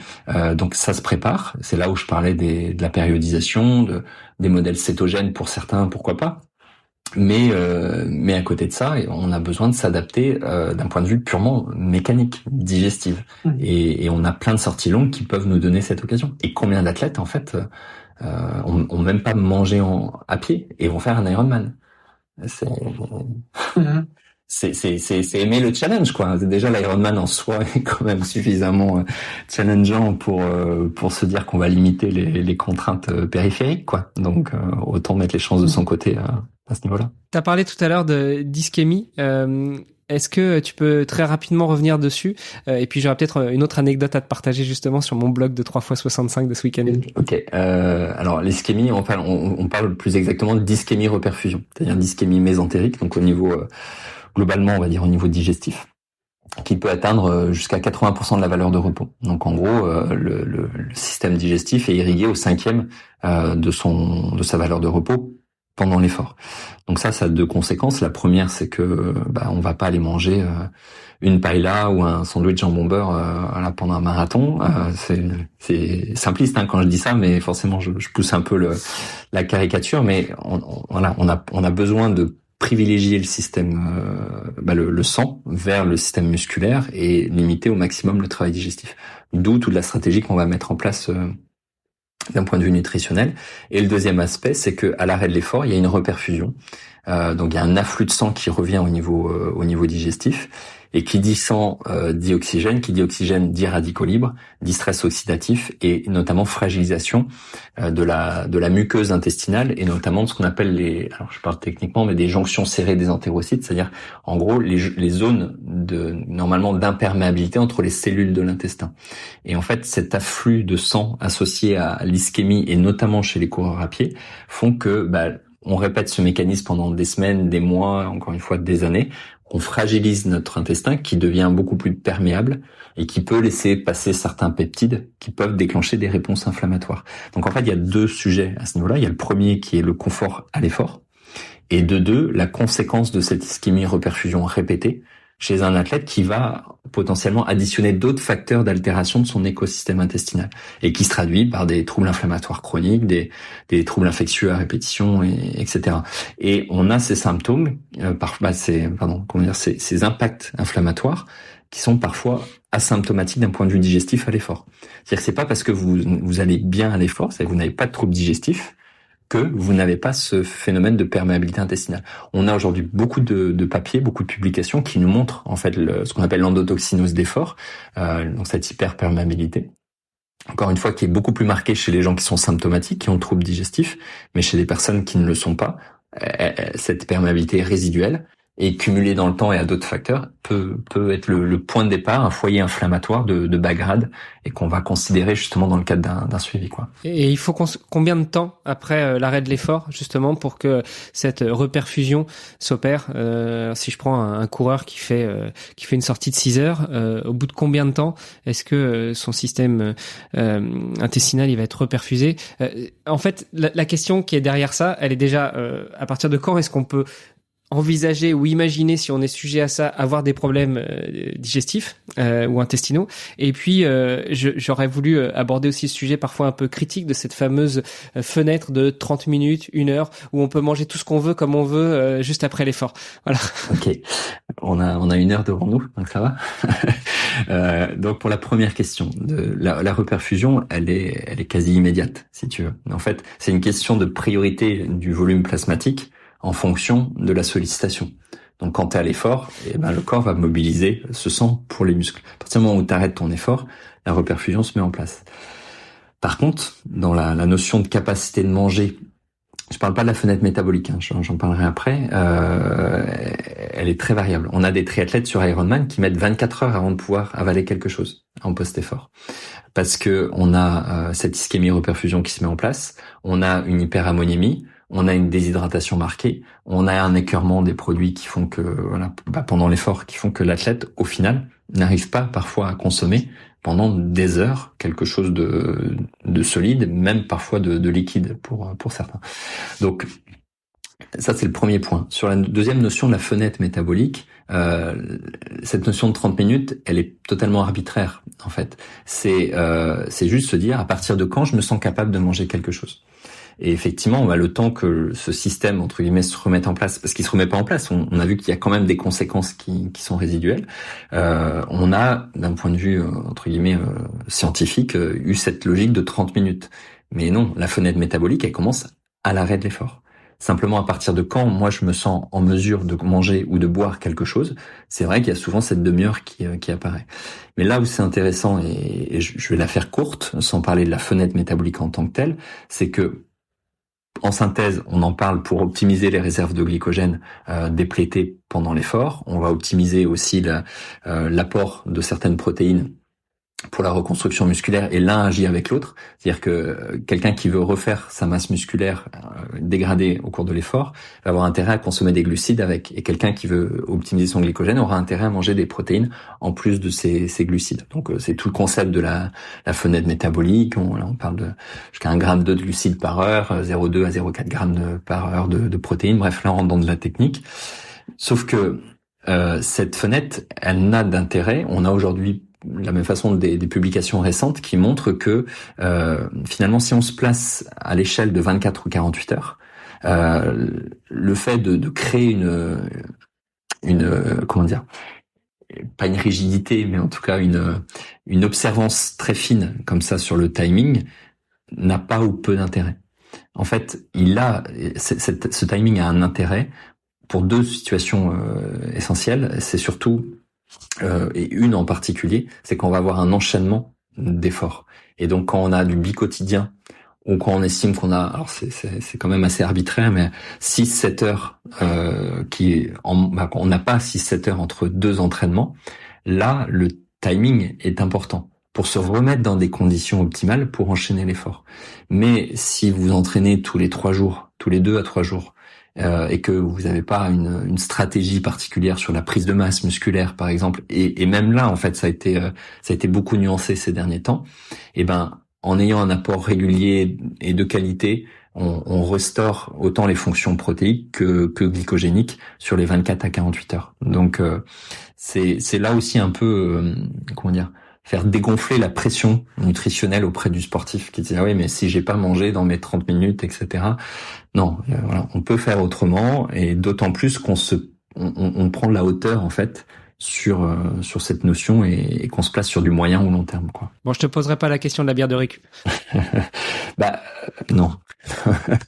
Voilà, Il y a un autre sujet aussi sur lequel j'aimerais qu'on revienne, c'est j'ai l'impression qu'il y a souvent des modes, que ce soit au niveau des aliments ou au niveau des régimes. Il y a eu la mode de quand il y a 20-30 ans, on disait qu'il fallait boire beaucoup de lait parce que ça permettait d'avoir des os forts, et donc il fallait prendre beaucoup de produits laitiers. Aujourd'hui, c'est quelque chose qui est un peu moins vrai, ou en tout cas qu'on entend beaucoup moins. Il y a eu une période où on disait il faut plus manger du beurre, c'est pas bon, il faut de la margarine. Bon, je pense que tu parlais de lobby agroalimentaire aussi tout à l'heure. Je pense qu'ils ont probablement leur rôle à jouer là-dedans. Tu nous diras. Et puis il y a aussi la mode des régimes. On entend parler de plein de régimes. Le régime scandinave, le régime cétogène, le régime paléo. Et il y en a encore plein d'autres. Voilà. Comment est-ce qu'on fait pour se retrouver dans tout ça? Qu'est-ce qui est une mode influencée par les lobbies? Qu'est-ce qui est une mode parce que il faut vendre, et que il faut innover, il faut quelque chose de nouveau? Comment est-ce qu'on fait pour se retrouver là-dedans? C'est pas simple quand on n'est pas professionnel, d'où l'intérêt, et ça boucle la boucle de nos échanges du début, d'être accompagné par un professionnel qui est formé à ce niveau-là. En fait, chacune de tes questions ou chacun des régimes demanderait, une explication. Mais sur les produits laitiers, par exemple, bien sûr qu'il y a un poids du lobbying à ce niveau-là qui existe. J'ai en tête notamment au Canada où il y a quelques années, ils ont enlevé les produits laitiers d'une catégorie d'aliments indispensables. Ça veut pas dire qu'il est déconseillé, ça veut dire qu'il est considéré plus comme nécessaire systématiquement. Ça a créé une réaction du monde agroalimentaire, laitier en particulier, qui a été particulièrement fort. Mais quand on regarde, et il s'agit pas d'être anti-lait, c'est pas du tout le sujet. C'est un autre sujet qui là aussi demanderait pas mal de nuances, mais sur le point de se dire j'ai besoin de manger des produits laitiers pour me prévenir de l'ostéoporose. Aujourd'hui, quand on regarde les méta-analyses, on n'a aucune donnée qui montre un intérêt, en tout cas une nécessité de consommer du calcium des produits laitiers pour se prévenir de la déminéralisation osseuse. Et on parle de paléo, etc. C'est pareil, c'est un terme c'est ce que je reprends beaucoup dans le livre d'ailleurs, c'est un terme qui est galvaudé parce qu'en fonction de la latitude, on avait des modèles alimentaires qui peuvent être complètement différents. Sur des populations traditionnelles, aujourd'hui on a plus de 220 modèles différents. Donc vous aviez des gens qui mangeaient très gras et pas forcément très protéinés, mais très gras, et quand vous étiez dans des zones froides notamment quand vous mangez quand vous étiez dans des zones chaudes, l'alimentation à dominante glucidique, de fruits, de tubercules, de légumes, etc. Donc en fait, on pouvait avoir des modèles opposés pour une même dénomination. Donc on a essayé d'extrapoler cet aspect à un modèle universel dans un environnement qui n'est plus du tout le même. Et simplement, si on se place sur l'échelle de l'évolution, les produits laitiers sont arrivés surtout à la partie néolithique, donc à peu près 10 000 ans, où là, on a commencé à élever davantage des animaux, à boire leur lait. On a en fonction des populations des capacités à digérer le lactose plus ou moins fortes via le maintien de ce qu'on appelle la lactase, qui est une enzyme qui permet justement la digestion de ce sucre, qui en fait avant tout était là pour limiter le risque de mortalité infantile par diarrhée, qui était 50% des mortalités à moins de 2 ans, et pas du tout pour une approche de régime ou quoi que ce soit. Donc ça, c'est des phénomènes adaptatifs qui ont créé des sélections qui font qu'effectivement aujourd'hui on sait que des populations asiatiques ou africaines par exemple ont beaucoup plus de mal à tolérer du lactose, parce que c'est aussi des populations qui historiquement prenaient des produits laitiers plutôt fermentés, donc on avait hydrolysé le lactose directement. Bon, je vais pas rentrer dans tout ce sujet, mais simplement se dire qu'à l'échelle de l'évolution, le produit laitier est arrivé tardivement. Et on avait pourtant sur des modèles traditionnels des apports de calcium en fonction des populations qui allaient de 600 mg à plus d'1 gramme par jour, soit la tranche haute des recommandations qu'on peut proposer. Alors, il y avait des quantités de végétaux très importantes, mais surtout, dans les végétaux, vous avez ce qu'on appelle des polyphénols qui vont contribuer à la solidité de la trame osseuse. Vous avez de la vitamine C qui va activer le procollagène en collagène. Vous avez ce qu'on appelle des sels organiques et notamment des citrates, etc., qui permettent de mieux conserver le calcium présent au niveau de la trame osseuse. Donc en fait, quand vous croquez dans un brocoli ou dans une pomme, vous avez peut-être peu de calcium, sauf que vous avez une matrice alimentaire et une synergie de nutriments qui vont contribuer positivement à la solidité osseuse, bien plus que la quantité de calcium plus importante dans le produit laitier, mais qui, à l'inverse, si c'est un fromage, apportera beaucoup de sel, qui est un élément qui, à l'inverse, va faciliter la déperdition du calcium au niveau urinaire par rapport à la trame osseuse. Bon, il y aurait plein de choses à dire autour de ça. Mais on est parti, et notamment pour des raisons, bien sûr, d'intérêt, du principe que à partir du moment où il y a beaucoup de calcium dans le produit laitier, on se retrouve avec beaucoup de calcium sur la trame osseuse. Et ça, c'est un raccourci qui n'est absolument pas, qui est pas justifié d'un point de vue scientifique, au sens où on amène le produit laitier comme étant un aliment nécessaire dans l'alimentation. Et ça, c'est pas le cas. Et qu'est-ce qui fait que on a une trame osseuse et des os qui sont solides? C'est déjà le mouvement musculaire. Et le mouvement musculaire avec des contraintes mécaniques. Donc la course à pied, la musculation, des exercices avec à poids de corps, etc. Et il y a une étude qui est intéressante qui montrait, alors on se base sur des modèles aussi de population traditionnelle. En fait, au néolithique, on a commencé à avoir une perte de minéralisation osseuse par rapport au changement de vie, par rapport aux chasseurs-cueilleurs du paléo qui remonte à plusieurs centaines de milliers d'années. Il y a eu pareil dans le monde, dans l'ère paléo, c'est pas une ère, mais en tout cas dans la durée, il y a eu beaucoup de variations. Mais on va pas rentrer dans ces sujets. Simplement, les personnes au néolithique, et notamment les femmes, avaient une densité osseuse moins bonne qu'avant, mais plus forte que les meilleurs athlètes aujourd'hui, au sens contemporain. Alors que les athlètes, et je parle pas du syndrome Redd-S ou autre, où là on sait qu'on a des problèmes de déminéralisation, et notamment chez les femmes, mais pas que. Un athlète en bonne santé, entre guillemets, quelqu'un qui est de bon niveau, normalement doit avoir des os qui sont plus solides. Et c'est le cas par rapport à la population sédentaire aujourd'hui en France, mais ça l'est moins que des personnes qui avaient déjà une dégradation au cours du temps, à un moment où on a rajouté des produits laitiers. Donc juste montrer que d'un point de vue évolutionniste, de toute façon, on n'a pas de cohérence à ça. Et aujourd'hui, on a des publications qui le confortent largement, quoi. Juste techniquement, pour comprendre, qu'est-ce qui fait que la contrainte physique renforce tes os? Principe d'Hormèse, ce que je disais tout à l'heure, le stress hormétique, c'est-à-dire que tu vas, par l'onde de choc, créer un stress qui va stimuler ce qu'on appelle les ostéoclastes, et les ostéoblastes, en réponse, vont créer, en fait, de la solidité, vont contribuer, pour faire simple, à la solidité osseuse. Principe d'adaptation. T'es sportif et tu fais un Ironman parce que t'as fait de l'effort régulièrement. Tu vas t'exposer au froid, et ben tu vas être plus résistant parce que t'as eu cette désadaptation. T'as des efforts à haute intensité qui t'adaptent sur d'autres filières énergétiques. Chez le sportif, dans l'alimentation, on a les polyphénols dont je parle, qui à la base sont des composés qui sont là pour défendre les végétaux contre les agresseurs, contre la sécheresse. Donc, quand on a un produit qui n'a pas de fertilisant, de pesticides, qui a été soumis aux aléas climatiques, en général, on a une teneur en polyphénol, classiquement dans le bio, par exemple, en fruits et légumes, plus importante que dans l'agriculture conventionnelle. Parce qu'en fait, le végétal a dû se défendre contre ces agressions. Et ces polyphénols nous stressent au niveau de nos mitochondries, qui sont vraiment nos centrales nucléaires, qui sont, pour moi, c'est mon dada scientifique à ce niveau-là, mais c'est un autre sujet. Parce que c'est vraiment moi j'appelle ça le hub biologique. C'est vraiment le cœur du système d'adaptation, surtout chez les sportifs. Et ces polyphénols nous stressent, mais nous renforcent nos capacités d'adaptation contre de protection contre le stress oxydatif par nos enzymes antioxydantes. Donc en fait, c'est le stress qui nous adapte. C'est valable pour le tissu osseux quand on parle ici de la contrainte mécanique. C'est valable pour les mitochondries avec notre alimentation. Tu parlais de cétogène, c'est pareil. Tu crées un état de stress particulièrement important, il y a plus de glucides, alors qu'on a des organes qui sont glucodépendants, à commencer par le cerveau. Donc là, à un moment donné, effectivement, 24-48 heures, le cerveau comprend qu'il n'aura plus ce dont il a besoin. C'est là où on n'est pas bien, on a des vertiges, on est en hypoglycémie, etc. Si tu passes ce cap sur un jeûne long ou sur des modèles cétogènes, tu vas avoir un état de bien-être qui est lié en fait à une production suffisante de corps cétoniques à partir des graisses qui vont remplacer en fait le glucose pour les organes glucodépendants. Mais c'est ce stress qui a permis l'adaptation. Si tu fais un jeûne, tu parlais de Xavier, on en avait discuté à l'époque, et je parle aussi du jeûne dans les livres à ce niveau-là, et je les expérimente. Ça m'est arrivé de faire des jeûnes de 2 semaines, par exemple, par rapport à ma situation, et pour vivre un petit peu cette expérience, voir qu'on a des capacités d'adaptation qui méritent d'être vécues, pas en tant que telles, mais simplement pour déconstruire un petit peu nos croyances, y compris d'un point de vue des professionnels, en dire alors je dis pas qu'il faut les jeûner, il y a des précautions, il y a des contre-indications, juste dire qu'on a des capacités d'adaptation quand elles sont bien gérées qui peuvent être très bénéfiques.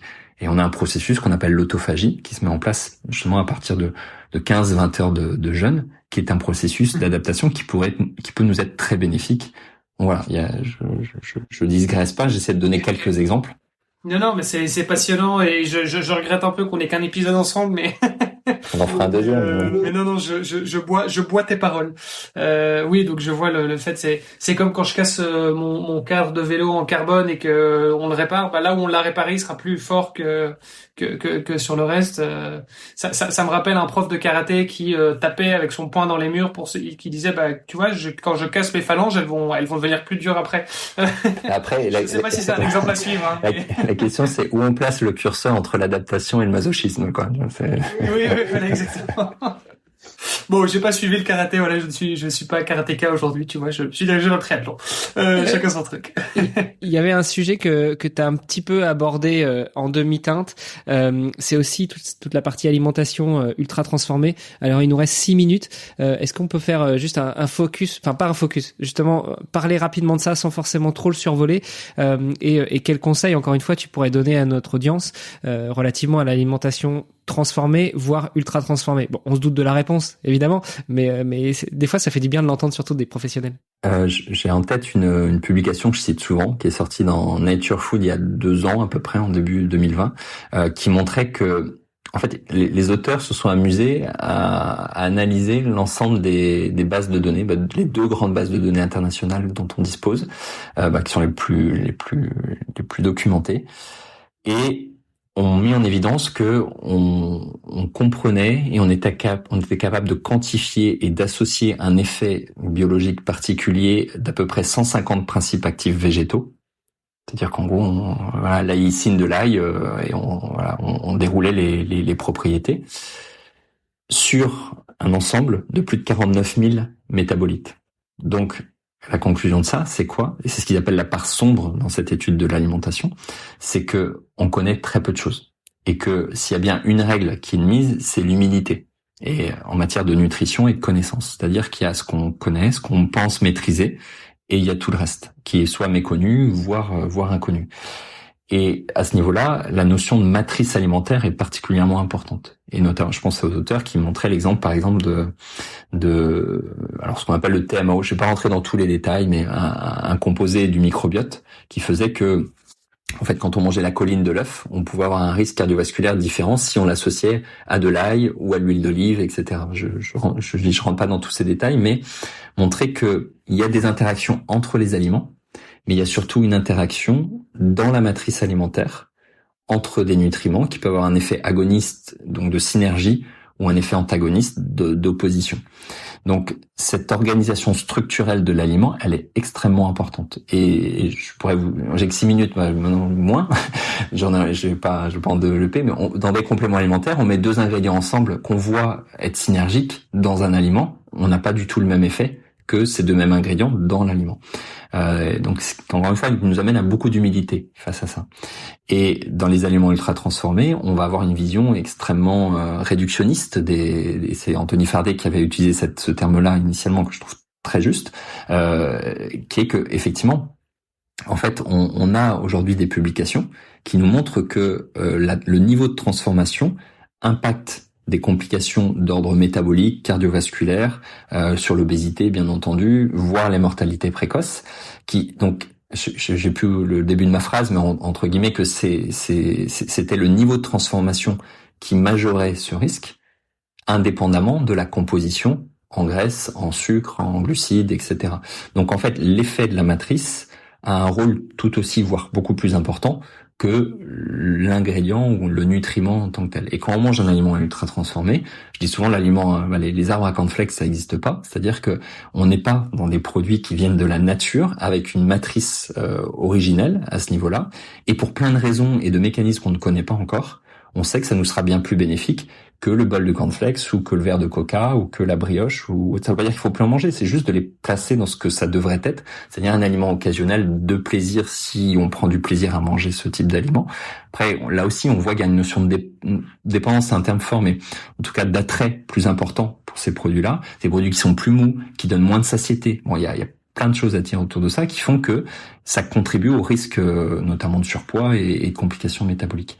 Donc de dire simplement manger des produits bruts, donc encore une fois non transformés, et on n'a pas parlé ici d'écologie, mais c'est un peu mon cœur de sujet à côté, donc sur des filières courtes de saison, on a et donc des fruits, des légumes, des oléagineux, des légumineuses, des huiles de qualité, ce que je citais tout à l'heure. On arrive à des discours très simples, mais bien plus bénéfiques que beaucoup d'éléments en détail, voilà, pour lesquels on a parfois plus d'attrait, alors que on en oublie les fondamentaux à ce niveau-là. Donc ça, pour moi, c'est la base. Et si on y impulse après la notion d'épigénétique, c'est-à-dire de modification de l'expression des gènes par l'environnement et notamment l'alimentation, on a des publications qui nous montrent que le même nutriment, en fonction de notre épigénétique, notre expression épigénétique peut avoir des effets différents. Donc, on peut même pas uniformaliser, on peut pas rendre universel un discours, vous m'avez compris, parce que c'est là où la notion de personnalisation intervient. Et je parlais des exemples des APOE tout à l'heure, où on peut avoir des profilages aujourd'hui intéressants pour là vraiment adapter un protocole alimentaire à l'individu. Mais en disant ces grandes généralités des produits bruts, ce que je viens de vous citer, déjà on fait une grande part du travail, et après le détail, ça c'est de l'ordre du professionnel. Passionnant. On a parlé de ton livre rapidement. Comme on arrive tout doucement sur la fin de l'épisode, est-ce que tu peux nous dire déjà comment est-ce qu'il s'appelle, où est-ce qu'on peut le retrouver et de quoi ça traite en quelques secondes, si tu devais le pitcher? En fait, j'en ai 2. C'est ça le problème. J'ai droit à 2 fois 2 secondes. Oui. Non. En fait, c'est un peu les mêmes, au sens, il y en a un qui est plus vulgarisé, plus synthétique, qui fait quand même 400 pages, donc qui est chez Actes Sud, et qui s'appelle Du bon sens dans notre assiette, ce qu'on a oublié de nos ancêtres chasseurs-cueilleurs.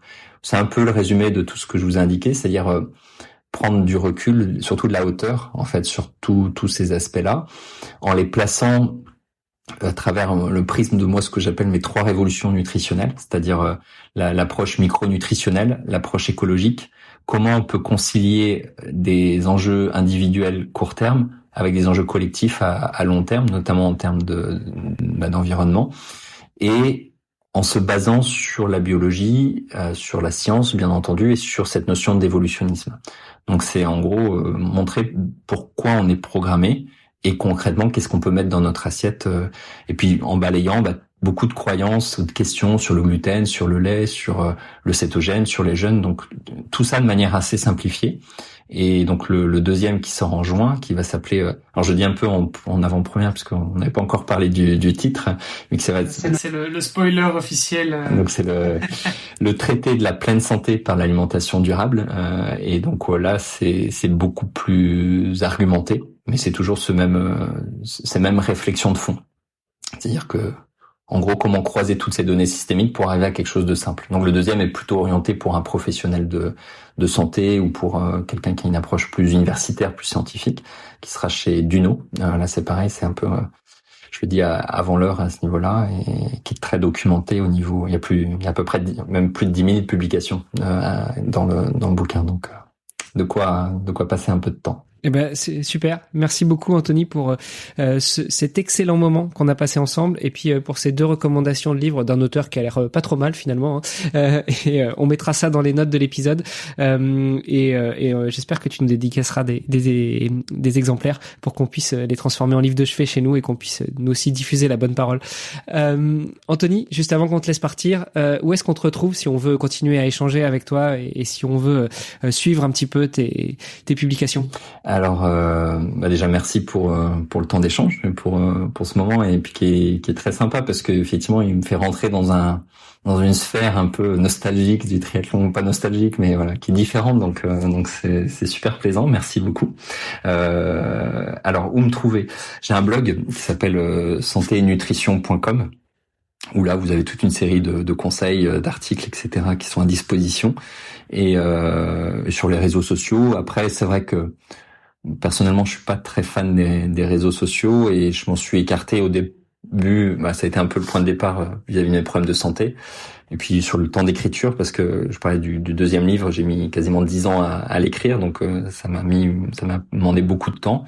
Donc j'essaie de revenir dessus progressivement, donc sur les réseaux sociaux classiques d'Instagram, de Facebook, ou pour des actus vraiment court terme, mais surtout le blog en fait j'ai eu moins le temps depuis ces dernières années, mais j'essaie de l'alimenter au maximum en tout cas. Super. Bah écoute, merci beaucoup Anthony. On te souhaite une bonne continuation. Encore quelques mois avant la parution du livre, donc je pense que tu es en train de rédiger la page des remerciements. Et puis, on espère que nos chemins auront l'occasion de se recroiser bientôt. Olivier, je te donne rendez-vous la semaine prochaine pour un nouvel épisode. Ouais, tout à fait. Moi, j'étais ravi évidemment, Anthony, de pouvoir échanger à nouveau avec toi après quelques années, après cette première formation que j'avais pu suivre. Et voilà, j'espère effectivement que on aura l'occasion de se recroiser rapidement, que ce soit dans le monde du sport, de la nutrition, de l'écologie. Je pense que voilà, c'est plein de sujets passionnants qu'on partage. Donc voilà, et pour toi Hermano et vous tous, nos chers auditeurs, je vous retrouve la semaine prochaine. Salut à tous. Ciao ciao. Merci, salut. Merci d'avoir écouté cet épisode jusqu'au bout. N'oubliez pas de rejoindre notre groupe Facebook pour discuter avec les invités, commenter et poser vos questions. Et Olivier et moi, nous vous répondrons dans un prochain épisode. À la semaine prochaine. Salut les sportifs.